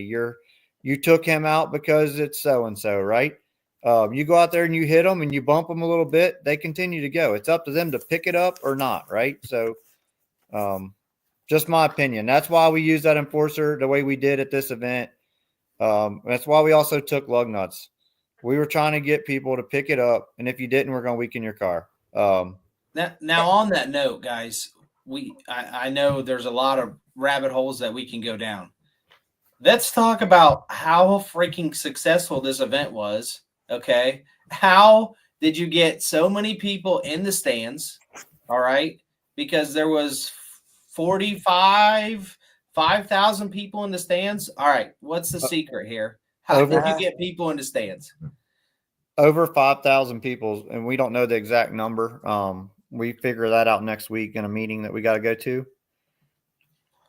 And I want to say that, you know, throw down TV and just people sharing it around got the word out. So, you know, when we first come up, when we first got to, I know, you know, like around the barrel talk and stuff with Track Shot, you know, we just said, you know, like Robby been trying to get this, and I ain't going in detail how we, you know, like we've been friends and stuff, but when we first talked about like this Derby, you know, when we put the Bourdon Beatdown name on it, and we were going to release, you know, we were going to release it out there when tickets were going to go on sale. I mean, let's be honest. People in the past that wanted to run Freedom Hall, yes, they had some hiccups. Hey, you know what? It happens. Like, I'm not talking bad about anybody's promoters or anything like that. Venues, sometimes there's different, you know, things that's out of your control, and there's things that are in your control. But, you know, like, people had a bad taste about Freedom Hall. You know, like we will say, when people found out that Krista Florian was coming to help or coming to oversee and build the track for us, and that we spent crazy money on, hey, the best dirt that you could buy, you know, like those songs says, buy dirt. I mean, put a number on it, Andrew. They want to know. Put a number on it. Tell them what the dirt cost us, what we put into it. Tell them. I can tell you, we get $55,000 for the dirt that went in Freedom Hall. Yes, we did, because we wanted that track was our number one investment. Yeah, like you guys can sit here and be humble about this, but the things that you guys overcame, you just told the number out loud to public, okay? Yeah. What the dirt cost to haul in. Yeah. That was a major thing that held over your head. You guys check mark off the box. Yep. The next thing we were ready to puke. You know, we knew in the past, you know, it wasn't true. You know what I'm saying? Like, but that number, you know, like at the end of the day, you're going to do what you have to do to get the trust of the people that you want to be there. And so what happened when we put it out there and tickets opened, 1,800 people tried to sign up for our event. 1,800. 280 spots. Yeah, let's talk about that. Okay, you sell out an event. Honestly, like from the outside looking in, I'm saying probably what everyone else is saying, and I'm saying you got too many cars on the track. We know so. Let's So don't. hey, we'll take the blame for that. Robbie and I both will take That's the a great blame for problem to that. Yeah, have, but though. It's a good problem. look, Yep. give me that problem. Can you just give me that Right. problem? Like too many cars on the track, I'll just take that problem every time. So And the thing is, like for us, we was like, piggyback off it was the fact of, that not all 50 cars are going to show up. Okay. Well, guess what?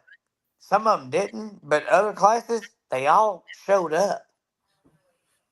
yeah. I mean, Well, who would have you thought guys that? are out here solving issues that everyone else has. So you have that. Now the next thing I want to talk about is you got the track cleared off with 50 or 40 cars on the track or 35 cars on the track in probably the quickest time I ever seen. Okay. Up a ramp that's one way.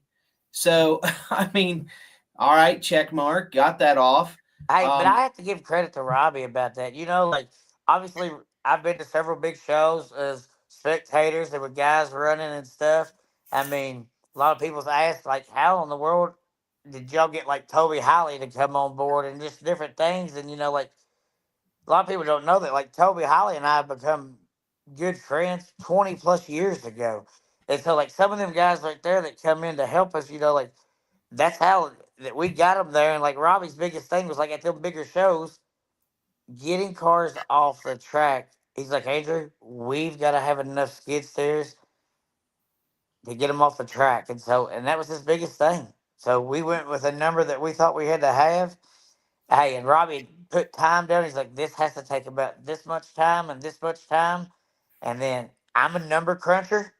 And so we went to writing, and I'm like, you're right. So we have to have this done in this amount of time.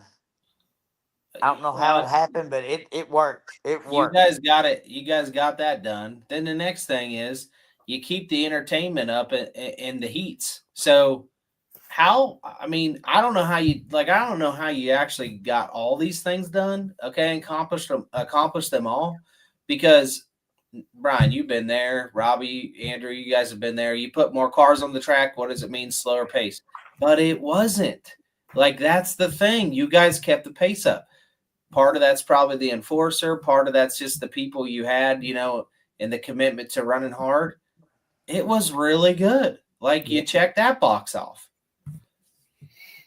Yeah, I mean, and a venue Hats helps. off. I mean, I Hats will off always to go ahead. hats off to the drivers. Like I can't go out there and make give it gas for them. Hats off to the drivers that came to our show. I can't.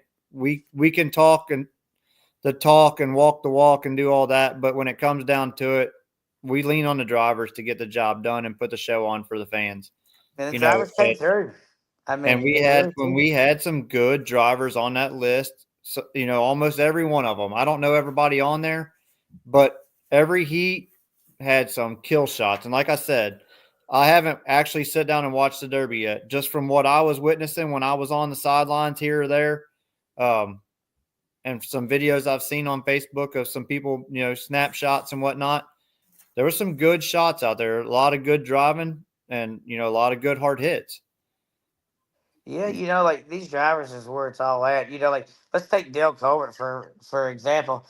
Man had no luck. You know what I'm saying? Like he gets there, he was excited and all that. I'd listen to the podcast with him talking about getting to come back to Freedom Hall and run and everything. And I think in the middle of that podcast, his wife's like, "Hey, did you get tickets for us?" And I can remember like me and Robbie had like 6 trips to make to Louisville.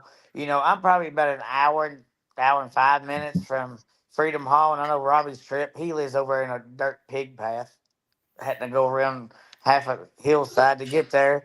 But like in the middle of moving all those trailers, I'm like, I try to answer all the messages that are on our page, and I see Dale's wife had messaged and said, "Hey, So my husband is running, but yet he just told me he didn't have tickets. What do I need to do?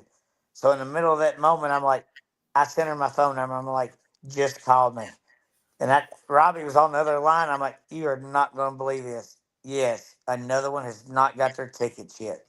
So, like he come all the way down here, flywheel is busted and stuff, and he thought he was going to get the run, couldn't find a flywheel. But, at the end of the day, he come to us at the end of the show and said, hey, I know I didn't get the run this year, but man, the track's beautiful. Like even just the small stuff that we try to add to it, like Jason Sire and them, like they painted the logo, the concert we had, the barrels and all this other stuff. And Dale was like, hey, I will be back in Hey, 2026. don't forget your sparks, Andrew. Your cold. Hey, Oh man, what about them? no, those are sweet. I'm stealing that. Well, Yeah, hey, you better hope we thanks for can that. find us some Brian's hard definitely wire. spending money on that for sure. Yeah, I'm spending Dustin's money on those things. You bet your butt I am. So, Yeah. I think ultimately the venue matters. I mean, obviously when the derbies first started there, it was eye catching. I was sick starting out at this derby, guys, because I go to all these big derbies and the venue finally give us a date, and I was excited for the date. I didn't pay attention to the actual date, if that makes sense. As time went through and the negotiations with Freedom Hall went through, I started to realize that Capital City Carnage was on the same date and Mississippi was on the same date. Both derbies that I usually go to. So I was kind of stressing out over that. So, that was a problem. So I told Andrew, I said, I don't know how many vendors we're going to get because, a lot of vendors are probably going to go to Capital City Carnage. And I wanted to have an option, and Andrew did too, for people coming to the show to pick up parts in our area. And how cool is it to have some big name vendors come into town and make it easy where they don't have to pay the shipping and stuff. They're going to have it right there. We were lucky enough to land 8 vendors, and we had them all set up there. And I swung around and had some chit chats with them, and they've reached back out to me for the ones I didn't. And it sounds like they did really good at the event. So that's another plus. Maybe next year. And we apologize to them also. Like it wasn't a prime location for them, even though they was right there in the inspection line. But with the time frame that we have, like when you go to a state facility, and that's what it is. People don't understand. Like a private entity is a lot different than renting a state-owned fairgrounds in a Absolutely. sense that has probably 8 other events going on at the same time. Yep. The Beef Expo was going on. The Home Garden Show was going on in one wing. A cheer competition was going on in the other wing. So, with all that into play, I know Robbie and I both, we was just like, man, we got to do something for the vendors. We did what we thought was best for them this year, but we promised next 2026 we will have a better spot for them to be there. We're going to kill it for them. We've already got plans on doing that. So it's interesting you mentioned the Beef Expo because we got there on Friday, and right when we got out of the truck, we were starting to walk in. I turned around, there's a guy leading the steer in the parking lot right behind me, and I'm like, man, like, all right. You thought you was really the good. Hey, so here's the crazy thing. We'll tell you this too.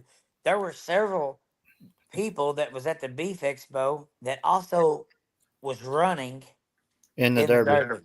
Oh, really? Yep. Yes. It just So made me that's hungry. what's I had to go get a crazy. steak that night. What's that? I said it just made me hungry. We go to Longhorn that night and get a steak. I mean, it made you hungry, right? So we worked on getting that venue, or I did. I was working on getting that venue for almost 2 years before all of a sudden, just one day I'm driving down the road and I get a phone call and it says Louisville, Kentucky. I'm like, here's a telemarketer, right? So I'm like, answer it, not answer it. So if I answer it, and they're like, hey, this is so-and-so with Freedom Hall. And, I think we finally got you a date. So we took it. That's how we actually got the date. Once that happened, I made the call to Andrew and I'm like, hey, Andrew. You remember that conversation he said? I'm like, I've got a date, bud. And he's like, okay. So that's how we actually got started. But, we had some hoops we had to jump through to get this event going with Monster Jam, made some friendships with Feld Motorsports, and We were actually put into a different venue. We were actually in the venue that the cattle or the beef expo was in. Yeah, we were supposed to be in Broadbent. Once they come in and set their date, that pushed us into Freedom Hall, which was better. We couldn't do Freedom Hall because of that monster truck contract. So once we got that figured out, that got us right into there. We did this for those drivers and the fans that was there. That's all this for 2 months of nonstop. What, Andrew?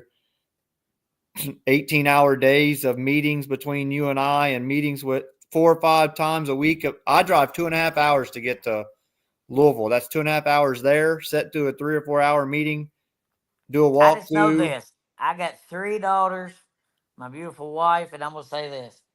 Robby and I talked every day, probably from the beginning to the end. Sometimes it was all the way up to 2 or 3 o'clock in the morning. Yep. And sometimes my wife would be like, hey, we have rooms downstairs in the basement. We got a spare bedroom upstairs. Can you all not talk at 1 or 2 o'clock in the morning? And I'm like, okay, I'll go somewhere else. Like, but there, like, people don't understand, and I know you all do, like, the time it takes just trying to get this stuff together. Yeah. I don't. So Certainly. Tiffany, she probably thinks that she's like, I think you and Robby have spent a lot more time together than we have in the last month and a half. She's jealous. Is that what Yeah. it is? Guys, that certainly happens. I'm sure we all deal with that. Hey, let me say this too. Like, and when you start spending a lot of time with somebody, sometimes you do not agree on things. And so I made Robby very clear.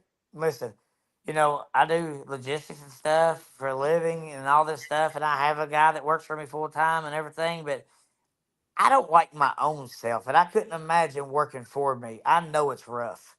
However, I made Robby very clear. I said, hey, we're going to bump heads and we're going to disagree, and we may disagree quite a bit, but understand it's nothing personal. Business is business. But if we start agreeing on everything, we need to walk away. And I said, I'm serious. Like, we need to walk away, because if we can't disagree and work through things, or both of us bring something different that we have to try to work through to try to understand why you feel that way, then we're going to fail at this. Because anybody that agree, 2 people that agree 100%, they're obviously going to go down the same path. And that's not what we want. I got a question for you guys, Dustin. Y'all been asking us a bunch of questions. What was your all's feeling on the dirt berms there? I know you had them at Bristol and whatnot, and I've seen them a couple other places. What's your opinion on that? You like those better than concrete, or what's your opinion? What's Brian's opinion? Yeah, I mean, Brian and I have had enough conversations. I feel like I can confidently answer that, but we are in talks with insurance companies all the time. Different insurance companies talking about the dirt berms, because we 100% think that this is a better way forward. And we think that it creates a cushion similar to a safer barrier in NASCAR around the outside wall, in which the cars grab, or the dirt grabs the cars. So 100%, we are, we're all in on that. We think, the things, obviously, when we deal with what we dealt with 4 days at Bristol, Robby, is a little bit different than what you guys dealt with that night. The cars are a little bit different. The action, I mean, it's more spread out. Mm-hmm. We feel like our dirt berms for last year, just critiquing ours, they got to be higher and they got to be deeper. They got to be a flat ledge, almost like a plateau for 8 to 10 feet. We got to come in and straight cut those every single day. And look, I mean, I thought your guys as well as were great. You have to go a second day. Obviously, you're going to be running into some problems there, but you didn't, so you didn't have to prepare for that. That's my opinion on it. And for me, with the concrete, typical concrete K rails or Jersey barriers, whatever you call them. There are different names everywhere for them, but just for example, last year at King of Ohio in 2024, we had the concrete walls. those were all brand new walls that weekend when we put those in. And by the time that show got over with, every one of them was destroyed, and you can't put those back together on the fly. You can't repair them on the fly. They fall into the track. They fall, they turn into ramps. They turn into all kinds of different unpredictable structures. With dirt, if a dirt wall gets broke, if it gets tore up a little bit, guess what? You can fix it. Yep. You can fix it. And it's not going to cost you a dime to fix it. And I asked that question because that was one thing I talked with my insurance company. At first, they wanted me to have concrete because everybody thinks concrete's hard. It's going to hold a car back, right? Once I explained it to them, they're like, we agree. Like, it's softer on the driver, less liability to get hurt. They're obviously not going to drive through it. The car's not going to go plowing through it and just blow the whole mound out. It might go up on it, but that's why you do like what was it, Andrew? Like a 5 foot, however wide a skid steer is, like 8 foot, whatever it is, where the car would belly. Yeah, the car would belly there. It would stop it. It'd be on the dry shaft and stuff, on the floor pans. So I asked that question because my insurance company was very, very happy with it. They were there Saturday. They liked a lot of things that they seen as far as the track and the organization and stuff like that. So the officials having on bright colored hoodies, and I think that's the way that a lot of promoters need to start going, and that's why I brought that up. With their insurance companies. So yeah, and you'd be surprised the things that the insurance companies certain insurance companies anyway will tell you. They'll say, what was it, Dustin? They wanted truck axles surrounding the track and logs and whatever else. And we're like, dude, this was like, they did this stuff 40 years ago, dude. Like, we don't do that stuff anymore. Like, you're behind. You're way behind. With these bigger shows, Robby and Andrew, we're well aware. Look, Freedom Hall, Bristol, wherever you're going, drawing more eyes on the sport means we have to be at the forefront of safety. I think, it's easy to critique and say this, that, this. You guys did so many things right. And when it comes to safety, when it comes to your wall crew, when it comes to communication, I mean, I still see, Robby, I think this, we've talked, I still see derbies where guys on the wall don't even have stopwatches. Mm-hmm. You guys are sitting there having like mini cameras, like mini Mike out there. Mike Decker had like a digital mini TV on his chest. It was so, I was like, where'd you get that? Amazon purchase? Yep. I know tonight was hashing out some other things, but yeah, look, we got to talk about those too, because nobody ever wants to talk about all the BS. They just want to go on Facebook. We felt like we did that. We allowed both sides. Obviously, people wanted to tune in and see it, but damn, you guys did a lot of things right. And we should be beg, borrow, stealing ideas from each other all over. Look, I feel like you guys went through. There's like this indoctrination to be a promoter, and I think it's just like to get slandered on Facebook for a week. For some reason in the derby world, we got to stop that stuff too. Like, everybody puts way too much time and effort into this to, be going down that road. So one thing that took me a lot of time, and Andrew a lot of time, that I wouldn't say it took us a lot of time because we didn't have a lot of time, but the one other thing other than the track that we put a lot of thought into was our inspection line. We wanted to get inspectors from different areas, so there's no favoritism.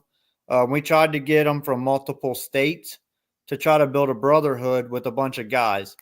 And as guys, we, going into a different subject, we keep a lot of stuff bottled up.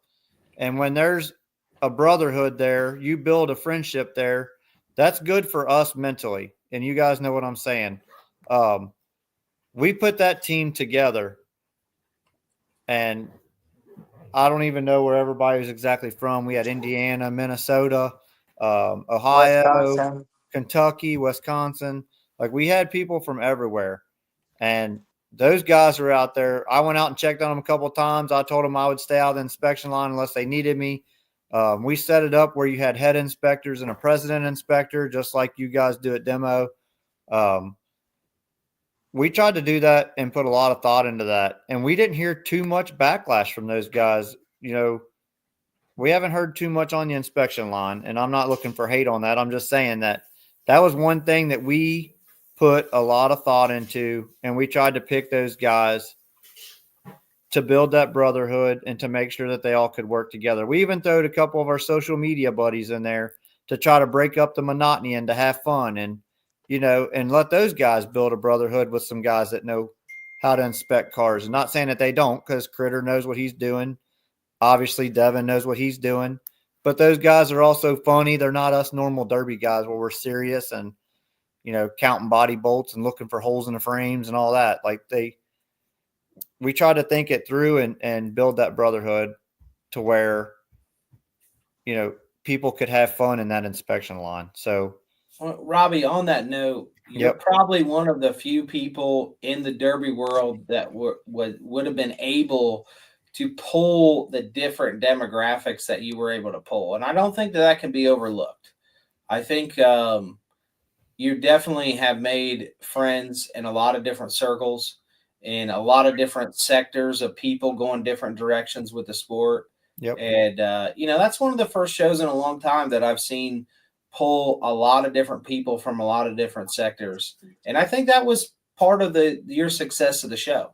Yeah. So, hats off to you and Andrew for being able to pull that. I don't think that can be overlooked, And I think it gave, from our perspective, Brian, it gave us a chance to hang out with people that we normally don't. Yeah, we had we had Throwdown there. We had Mafia TV there. We had Outlaw Edits there. And people are going to kill me if I forget. Like, we had a lot of social media people there that are friends of mine that was there to help support us. And that goes a long way when that happens, You was talking about how many people we had in the stands and stuff. And Andrew and I didn't do that. Like, social media did. All of our friends did, right? That wasn't us. Like, I don't know that many people to do that. I don't talk to that many people on a daily basis because I'm behind a welding helmet or doing, whatever, wide open. Our friends did that. Our derby family did that. And I can't say thank you enough to everybody because we're not going to make money at doing this. We're never going to probably make money at Freedom Hall because it is very expensive to have a demolition derby there. But it is the prime location for demolition derby. So yeah, I can just say for me, I got a chance to talk to a lot of people that I've never met before. Like Wesley with Outlaw Edits. We had a good conversation. Really good guy. Great guy. Does really good work. Very impressed with his stuff. Yeah. And not only him, but we got a chance to hang out with with Fatty and Steve and Derek from Hard Nosed Derby podcast. Hard Nosed, Mike Tix was there and got a chance to hang out with him a little bit and talk. I think what this does is, we spend so much time on social media and in Facebook in this sport, and we develop these ideas of who people really are based on what somebody says about them in a post. And, we create this negative image sometimes of what somebody's about. And then you meet them in person, you get a chance to just shake their hand, look them in the eye and talk to them for a little bit. You're like, wow, I was wrong. I thought you were an a-hole. Anthony Wallace gave me a little Jesus to put in my pocket. I got mine on me. Yep. I got mine in my pocket. Yep. Yeah. We all need a little Jesus in our pocket, right? And Alex Vasco was there too. And Alex, great guy. I've known him for a long time. Just a really good, diverse group of very respectable people you had involved in that show. And that says a lot about you guys. It really does. Yep. We were honored to have them all there. And they did an exceptional well job. We really appreciate it.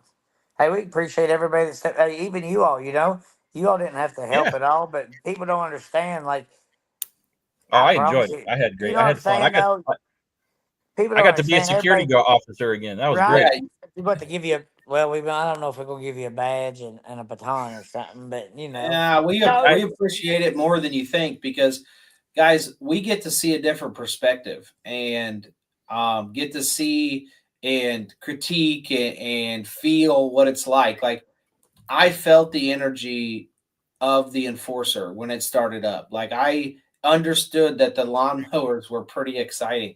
Those are things that you guys don't necessarily get to see because you got headsets on, you're talking, you're getting pulled 9 million directions. You know, like we loved it.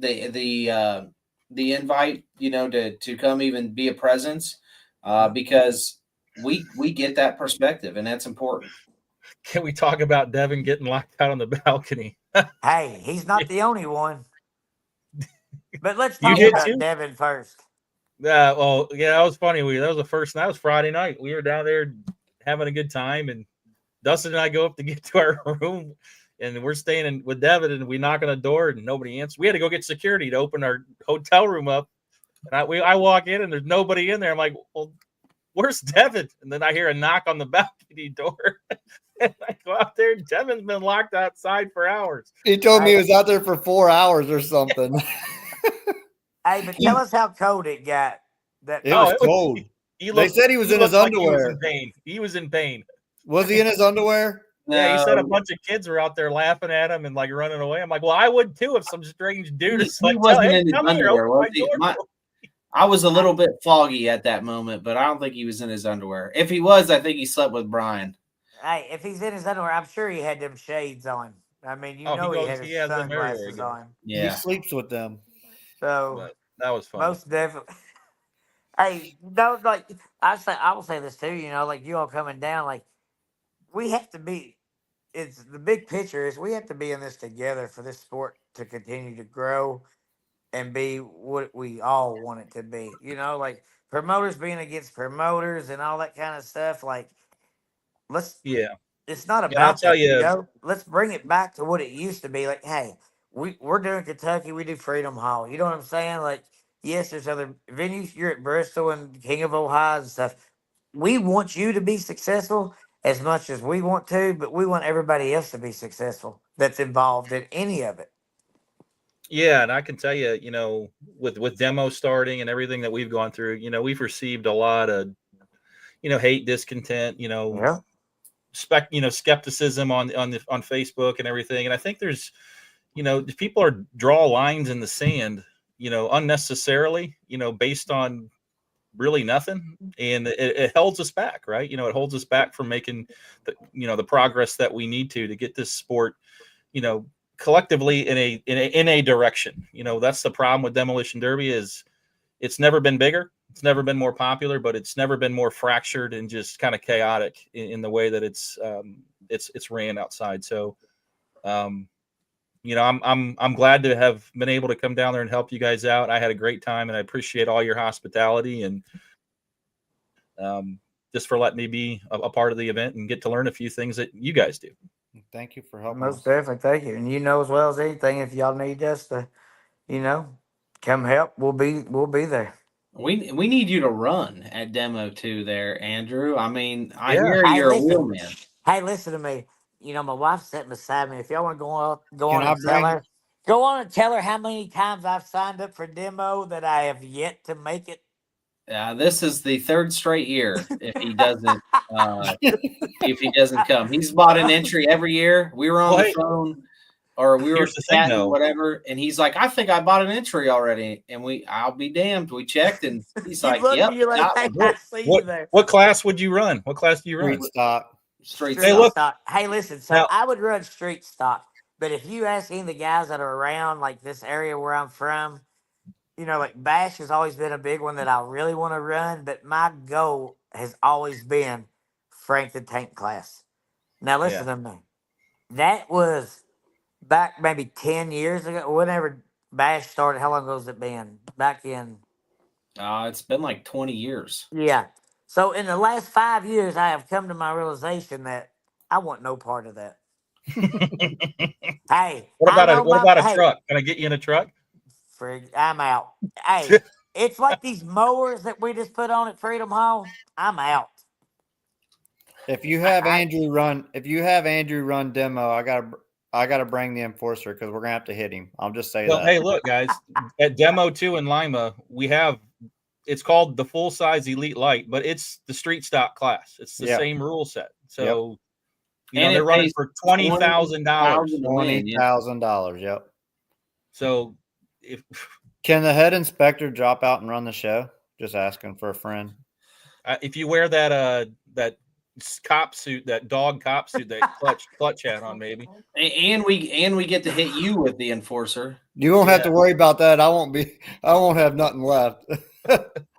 Yeah, I may be on a Sunday cruise for a little while. That's a Hey, good but one. listen, I am still old school. I'm a firm believer.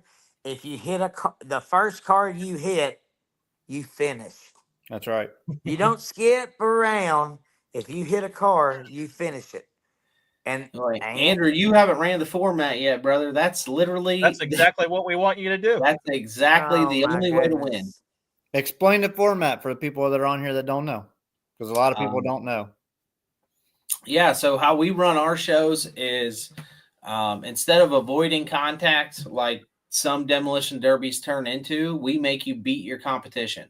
So, just as Robby has the enforcer to speed things up and kept the pace at his show, we just put you in a situation where you have to beat cars. So when you come run our show and you're running a singles event, you're going to be in a pod. We'll call them a pod of 3. And in that pod of 3, you're going to get your pillars painted. You're also not going to know who you're running against until you're about to pull on the track. Okay. So we do the draws right there live. You have no idea who you're running against and who you have to beat. So we draw 3 out. We paint their pillars that say red. Then we can do this in 3, 6, 9, 12, and up to 15 on the track. So essentially, you could have 5 groups of or 5 pods of 3 on the track. The only way to make the feature is to beat the other 2 cars. So it doesn't matter what else is going on the track. It doesn't matter if your buddy's got another color. It doesn't matter anything. The only cars that you're worried about are the other 2 cars that are your color. So let's call them red, right? And let's say, for the sake of this conversation, Brian, Andrew, and Robby drew red. There's only one winner coming out of there, no matter what. Like, it doesn't matter if you get it over with in 2 seconds or if it takes an hour. There is one winner coming out of those 3, and that's it. So it really tests you. It tests your mental fortitude of how well you can keep your composure pulling onto the track or when you're going to be drawn. It tests your ability, your bladder ability, because everyone's got to take a leak before they go on the track, and you don't know when you're going to get drawn if you're anything like me. But most importantly, there are winners and losers. And when you come to our event, you will have a record when you walk away from the event that you may be proud of, maybe you're not so proud of because you didn't have a great weekend. And it's something for us to talk about. There's winners win and they find a way to win, and that's what we do here. It makes for very good action. Very good action. Yeah, so I may get hung up on the colors on the pillars. I'm gonna be honest with you. Well, I'm if so you think about hey, it, listen to me. I've got ADHD so bad. Elemental P, QRSs, whatever you want to call it. I would be seeing colors on the pillars, and then I'd be like, "Well, they didn't paint that right," or "That has a run in it." Like I would probably just get smoked. Andrew, we've had people that claim they were colorblind. Everybody's colorblind. Yeah, everybody's colorblind Shoot. all of a sudden. Yeah, we've had people claim they're colorblind, and then after that one car hits you, and then that other car hits you one time, you pretty much know who your it's colors easy are. to figure it out. Yeah, you got it figured out. You think it'd still motivate me, Robby? Let's Probably get to not. working on it. Get a car building, Andrew. We need you on that track. He's got one half What are you built. talking about? I got one almost built. That. All right. Well, then 2 now years- you're talking Hey, yourself into it. He's been working on it for 2 years. 2 years ago. He signed up 2 years ago. Go out and win that 20 grand, and now Oh. you got money for next year's Bourbon Beatdown at Freedom Hall, right? Right? Yeah, You do got money that, in your Andrew. pocket already. He can do that, Andrew. Hey, well, I can tell you, it's definitely gonna be bigger next year for sure. Good deal. So You come up here and run, I'll return the favor. I will run Freedom Hall 2026. all right, it's a deal. Yeah, dude, I will. Brian, do you got any kahunas? I got plenty. I'm a truck guy. Trust me. See, maybe we can get Brian in a car too. I'll come run. We'll build him an El Camino for the car. We'll build him. Hey, Brian, we'll get you a mower built. No, that's where I draw the line. Those I guys thought are you had nuts. a set. I mean, I hey, never seen dudes fly so high in the air off a lawn. I mean, I don't even want to go mow my own yard now. I mean, hey, I'm afraid Brian, to listen. get my own lawnmower. I got it figured out. You know what you got to have? What? Tell him, Robbie. Tell him A what you John, got to have. a John Deere 240. Hey, if we've learned I'm gonna get on anything, marketplace here. that's all we've heard about. It's a Is a full John frame. It's Deere a full frame 240. mower, from my understanding, and it's got a big transaxle in it. So some of them are PTO driven. Don't kill me if I don't know what I'm talking about, but supposedly Fatty that's and like them, a mower to have. So we're learning. Fatty and Man. them says they would buy them all up and just put them away, just so nobody else could have them. We need to have those. We need to have those mowers at Bristol, dude. You want me to be over top of it for you? Yeah, I want you in charge of them for Hey, sure. well, I can tell you, they know when they only got about 30 minutes to get the cutting and do the driver's meeting all at once. They'll be there, won't they, Robbie? They pulled it off. They killed it at our show. I ain't seen a mower. I've never seen a lawnmower hit that hard at that speed and then go that twice as fast in reverse across the track, getting pushed. I don't know how he kept. I don't know how he kept it on all fours going that I fast have in no reverse. clue. The mowers did exactly what every class should be proud of doing, and that is Yes. literally be the talk of the show. Look When I looked up in the stands, there wasn't a person I didn't see standing up. Like, it was crazy. Hey, if you can get the dust off of Mike Decker to get excited about something, you've done something. I'm just saying, we brought him out of the dinosaur days, and hey, he I was don't know. excited. I was speechless. I was standing on the side there. I'm like, what am I watching right now? This is crazy. Like, this is crazy. Hey, so Yeah, here you go. Is this really true? Seeger had one that revs 9,000 RPMs. Like They had so yeah. Some of those they're nasty. some of those twin cylinder motors that were on them mowers out there on that derby look like racing lawnmower motors. The carburetor on that one looked like bigger than what I've had on small block Chevy engines back in the day. now, got to give credit where credit's due. Them boys showed up and showed out. I mean, It was great. Like, Hey, I couldn't believe it. gotta I've never read seen a this lawnmower real derby quick. like that in my life. So Hey, Dustin, read that message down there from Jacob Gray. Jacob Gray.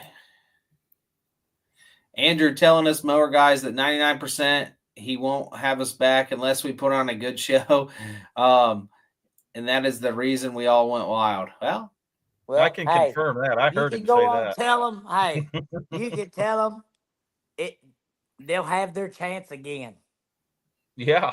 I'm not for sure what day, but they will definitely have their chance again. facts. We've already talked about it. They're coming back. Yes. Pete's settling for second at Freedom Hall in 2026, it looks like. Who's getting first? He ain't beating me, I can tell you that. Hey, well, listen. Put me in the enforcer, and I'll make sure he don't win. I'm going to have Pete build us, since we all know how Pete Hansen likes to build. We're going to have him build us an enforcer mower. No, we're not. It'll be an 8,000-pound enforcer mower, what it'll be. No, we're not. We're not going that fast trying to chase them down. No, we're not. Hey, No, I'm not getting on. That'll have a red line engine in it, and that'll be ridiculous. Ain't it now? Hey, Pete, can you get us a mower engine built by them, please? Yeah, he probably can. If he can get it done, don't may tell be him their to do prize. it. He'll do it. That may be their prize. That would be pretty cool. Yep. Right? Yep. Hey, I will say this real quick. Hey, we have to mention our Southern Kentucky distillery, man. They really, we lost our distillery. We lost them a week before the week before the Derby. Yep. Hey, and I'll tell you, it was logistics was the whole issue with the levies and when you start using alcohol and like that kind of stuff, things change and like what's allowed, not allowed, and all that kind of stuff. And I'm gonna tell you, man, like Junior and them, they really Junior Cecil and they really come through for us, with everything. I mean, hey, the signature bottle that has the Bourbon Beatdown logo on it and everything, Barrel Select. I mean, Yeah. it really was nice. Like I will tell you, like those bottles with the way that kind of some of the sales that was set up that they couldn't ship to some states and some people had to come pick them up. They that will be going back on sale here soon, because they're able to ship to some other states here in the next 30 days. So we made a deal with them, that people would get the same deal, that they were able to get at Freedom Hall, so that people can still get those. Because we only had so many of them. I'll have to get with him to see how many are still left that they're able to purchase out of those Barrel Select. But it's definitely going to be a collector's item now, and it will be from each year after. Mm-hmm. And So- guys, Well, we if you didn't catch that, that's Southern Kentucky Distillery. SKD is their logo. It's a big white logo with SKD on it. Yep. We got Dustin and I got a chance to talk with those guys. We talked to them for like a half hour, I think. Yep. We're We're really talking about doing a really cool whiskey bottle next year, and it's in the works. We're hoping that we can pull it off. Don't know what it'll cost, but it'd be something cool for all the Derby drivers to collect and have. Obviously, this year a week before the Derby, Andrew pulled that off on his own and got that landed for everybody, and he drove 4 hours or whatever to them and picked up whiskey barrels and shook hands and made a quick video for Throwdown TV. And I mean, a lot of work happened in a week to land that for them and for us. Next year we got a whole year to plan. So it's going to be a really cool collector bottle is what we're planning through them for the Throwdown. So, and for Bourbon Beatdown. So. And guys, I can't stress enough that when people come in and take a look at our sport, no matter who they're with, but if they're coming from the outside to take a look at our sport, let's make sure we treat them well. Take care of them. If you are, buying bourbon or you're buying, alcohol, they sell different stuff. I know they sell like moonshine and stuff too, but hey, take a look at these guys. Because it matters, and we want outside people to come take a look in our sport, whether it's you guys benefiting somebody else, it doesn't matter. It benefits us as a whole. Yeah, we were trying to, go about it a little different. Usually you take motors and all this. We try to look at certain kind of sponsors and stuff like that. But, we're trying to go outside the box so that, families can get involved. Some of these sponsors that they're able to see something that us guys are really not really into or whatever. So, hey, we have some other things working on that too with some other sponsors. So, yeah, we definitely need to show them love, or anybody that does come on board with any, your all stuff, we all need to really look at that stuff and just thank them also. Yeah, Brian's got this pulled up. If you're not a drinker, hey, you're not a drinker, but you guys got some pretty cool stuff. Hey, how good is that green moonshine there, Dustin? I tried all of them. You had me try like 8, I don't know, the whole box. The green one was good. It's good. It's so good. I didn't see it till Saturday about 4:00. It's so good. It's so good. It tasted like the red one, the purple, and the orange. Why you keep bringing that green one up, Andrew? Because I want a drink of it. Yes, but hey, but what the crazy thing is that Robby or I, neither one of us drink.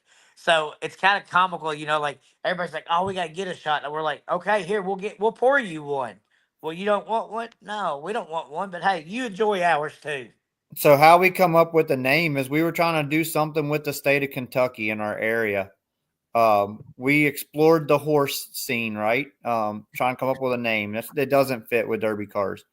Then we started with Louisville Sluggers. We was thinking something with the slugger, right, to try to tie that in. Really couldn't figure out anything there. So then we started thinking about, Kentucky in our area, especially where the Derby is well known for bourbon. That's how we come up with the Bourbon Beatdown. And we had that name in the very beginning, and we're like, nah, it sounds like a drunk fight. Even Kara, my girlfriend, said that. She's a school teacher, and so is Andrew's wife. Girlfriend? Oh. And they're like, no, Kara's like, that sounds like a drunk fight. I don't think I'd go with that. So we come up with 1,000 names for it, and then we're like, you know what, Bourbon Beatdown sounds the best. So that's what we went with. That's It how we worked. come up with the name. It worked. And you know, Southern Kentucky came on board and killed it for us.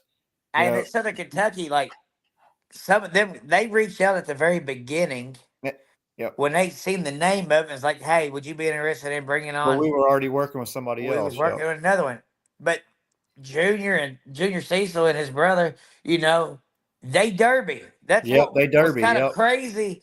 And so when I talked to them, like they called me back the next day and they was like, "Oh, we're all in." Yep. Now It was cool talking derby talk with those guys, knowing what they do. Like they're not like me. You know what I mean? I don't mean that negatively, but you wouldn't think you'd be standing there talking derby talk with them. Like even after the derby, he's like, I seen a fan blade fly off and I seen this and that. And you're like, derby talk is so cool to know that they're backing you and they understand demolition derby. It was awesome to have that, to have them on board for us. So, hey, and Dustin, you know, sometimes too, you know, like a lot of people think you get a sponsor, they giving you $20,000, $30,000. no, Hey, no. when somebody lands something like that, they've hit a grand slam because that's not the Yeah. way it works. You Some, know, some like people, some people They- think walk into the local McDonald's and ask for 20 grand and they're going to give it to you. They took Yeah. care of our drivers. works. They took Hey. care of our drivers on a very short notice, and they give us, you know, some stuff for people to taste test and for us to have fun with, and some gifts for us to give away. They took care of us last They minute, did. like unbelievable so guys. crap. We want them to grow as we grow, and I'm gonna tell you, like it's mine and Robbie's, you know, goal to get their product everywhere we can help get that to for them. Yep. Yeah, Agreed. guys, on that note, there's a common misconception with sponsorship and people, because I know you guys get hit up for it all the time, so do I. And as we're hitting other people up, right? But the common misconception with sponsorship is these guys that we're trying to get sponsored by are smart enough to make millions of dollars, but then dumb enough to just give it away. Like that's just they don't do that, right? If they're going to sponsor you, it's called ROI. There's going to be a return on investment. So if they give you $100,000, it better be worth about $200,000 Right. of investment. So Right. And it better be a year in advance. Like that's what people don't understand. They think, oh, I can go get it now. No, like that we got told no on several things because I mean, you know as well as I do, probably 90% of sponsorships you have to submit a year in advance. You know, like you're already on people's budget. Budgets are already done for companies a year in advance. So if you've not made it on there, like, or you try to do something as quick as we did, you really don't have you got about a 10% chance, maybe 3% chance that they'll even talk to you. oh, it's so different than what everyone thinks. I mean, and we've done pretty well getting people from the outside of the derby world in, whether it's VP, Garage Beer, Driven Racing Oil, Low Car. I mean, there's a number of. Am I missing any? Simple Solution. Yeah. Simple Solutions always been a sponsor. I'm just a little peon down there. I get it. No, I'm talking from outside of the derby world, but like it takes time, guys. It takes time. It takes patience, and like you said, like people. PRI custom coolers are PRI. Oh yeah, PRI yeah. custom coolers. That like they were huge for us last year.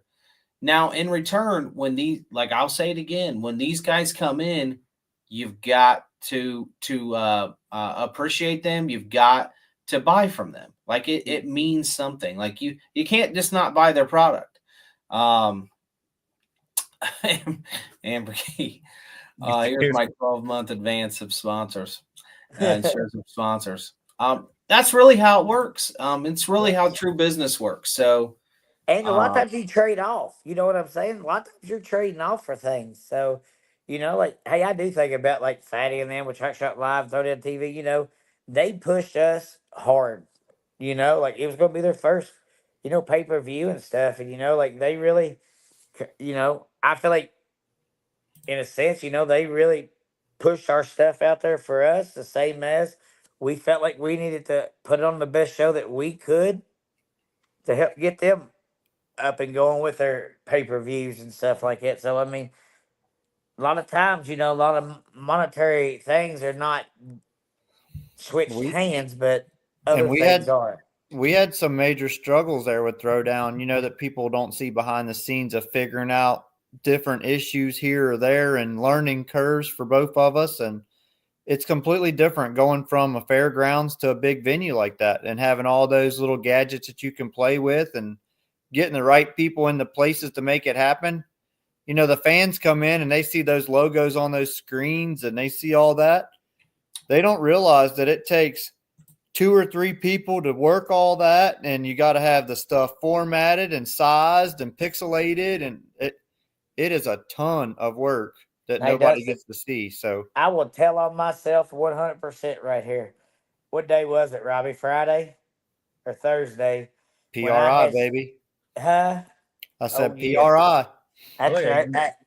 some of Oh, our I coolers guess it are was actually either on. Thursday or Friday. I'm like, Robbie. And then Megan with the event, she's like, Andrew, you have got to get me the formats and stuff for all Yep. these logos and all this stuff. And I just said, Robbie, I don't have time with everything else. I said, I'm calling the guy that, like, I have a guy that does the monitoring of my computer systems and stuff for my Yeah, company, my girls, everything. Hey, I said, hey, I need you to log into my computer. I've opened up 2 emails.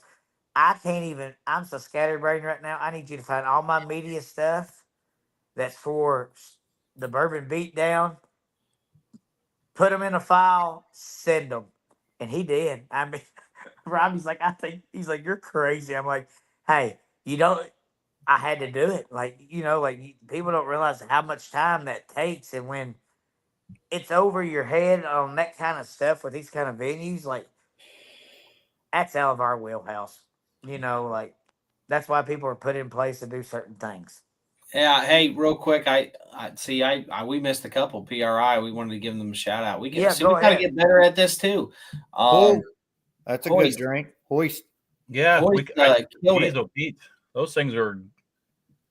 Those were really good. They Everybody kept had those. they kept me hydrated at Bristol for sure because it was Oh, yeah. hot. It was hot Hot, on that hot. track, all the running around and all that. If you guys remember right, I didn't eat all day and I was starting to get sick there at the end. Those things kept me moving for sure, kept me up and going. Yeah, and these guys are going to be back with us this year. Brian, Delicious. I think they supplied. I mean, you guys look at the prices here, okay? So just see the value that we got from Hoist. They supplied like 12, maybe 1,500 bottles of Hoist. I mean, we had an entire We thing. were out before the last day of demo 1. You know, I ended up being able to give away a few bottles to some fans, and they thumbs up. They gave their approval. Drivers all loved them.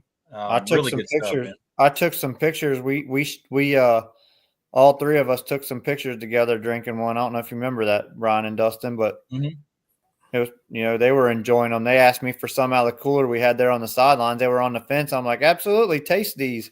You know what's really cool behind the scenes, and I know we got to wrap this up just because we've been on here, but behind the scenes, it's really cool to have conversations with companies like this and kind of share the vision of each company and the direction you want to go, and then grow together. I mean, it's cool to see them like get the next step, get their stuff in Meyer and Kroger and all this stuff, and then they're posting gas stations and you know, corporate gas stations that they're in, right? And it's like almost, it feels like you're winning too, right? Because you were with them before that. No different than garage beer. I mean, when we mentioned garage beer, nobody even knew garage beer. Now you got Taylor Swift having a garage beer in front of her, you know, because Kelsey is, you know, obviously part owner. So it's just really cool to see everything grow. Hopefully someday we get to tell these stories on bigger podcasts. Yeah. You know, and different platforms, and say, hey, look, we were with them then, and this is when this happened. This is when, you know, the first Bourbon Beatdown. Here it is, and this is all the chaos that went behind the scenes. Right. it's really cool, man. I mean, when you think about it all. Hey, Dustin, I guess one way to do it is tell everybody Taylor Swift's coming to demo too. You'll sell out. That might keep some people away. I don't want to do that. Hey, That's what I was thinking. I ain't going. hey, I listen, it wouldn't may go. keep a lot of us I ain't a away, but Swiftie. there won't be a seat in the. You wouldn't even be able to pull into the grounds. Hoist is delicious. Yeah, Hoist So- was awesome, and guys, the people there were even better. So, And they're a military supporting company, and that's near and dear to my heart. So, as a veteran myself, so get out there and most find definitely. you guys can get on there. Like, you don't have to wait for our demo events to drink Hoist again. Like, get on there and order some. Like, it does mean something, But you can get on here. You can get on Amazon. You can order that stuff. But guys, let's wrap it up. Yep. I think tonight was, it wasn't about like trying to change people's opinions, but rather just let people form their own opinions. And I Yeah, hope I've seen all kinds of gossip on there. People saying that, there was assault charges and there was this and that. It's just nothing like that ever happened. Nothing like that was ever discussed. I appreciate you doing this podcast and having us on here and talking about it, because a lot of stuff gets out of hand when there's just gossip, right? People just stirring the pot. So I appreciate you guys doing this, and I appreciate you guys coming to the show, and we appreciate the drivers and the fans on our end. So Hey, and we appreciate what's his name coming on here, to tell his side, like, hey, if you don't ever know it, you can't ever get through it. So, hey, hats off to him. He could have said, no, I don't want to, I'm out. And he didn't. He chose to, face it. And, that's a good thing. Obviously, you can move forward, and we'll try to adjust some things, and it's a good ground to grow on, and we'll move forward. Yeah, well, guys, you had about 300 people watching live. It probably grew beyond that at one point. That's it sounds like people wanted to tune in. So, And then one thing I really take away from this and this past weekend, and Robby and I've known Robby a little bit longer, obviously, than you, Andrew. But what it proves to me is that it's possible for promoters and organizations to work together in this sport to do good things, and that's what everybody thinks is. It's got to be a competition. We got to spread hate and discontent. And it's absolutely not true. And that proves to me is that I can go in there with a demo hat on and a Twisted Metal Motorsports sweatshirt and be just as proud of both things that I'm wearing, rather than just taking a side and drawing a line in the sand. So thank you guys for showing me that it's possible to do so. And it gives me hope going forward that we can bring more promoters into the fold and work together more so in the future at all kinds of events everywhere. Most definitely. Well, we appreciate it. And again, thank you all for coming down and, be a part of it. So. All right. Well, we'll end it on that. And I'll end this stream now. Thanks everybody for tuning in. Thanks, buddy. We appreciate it.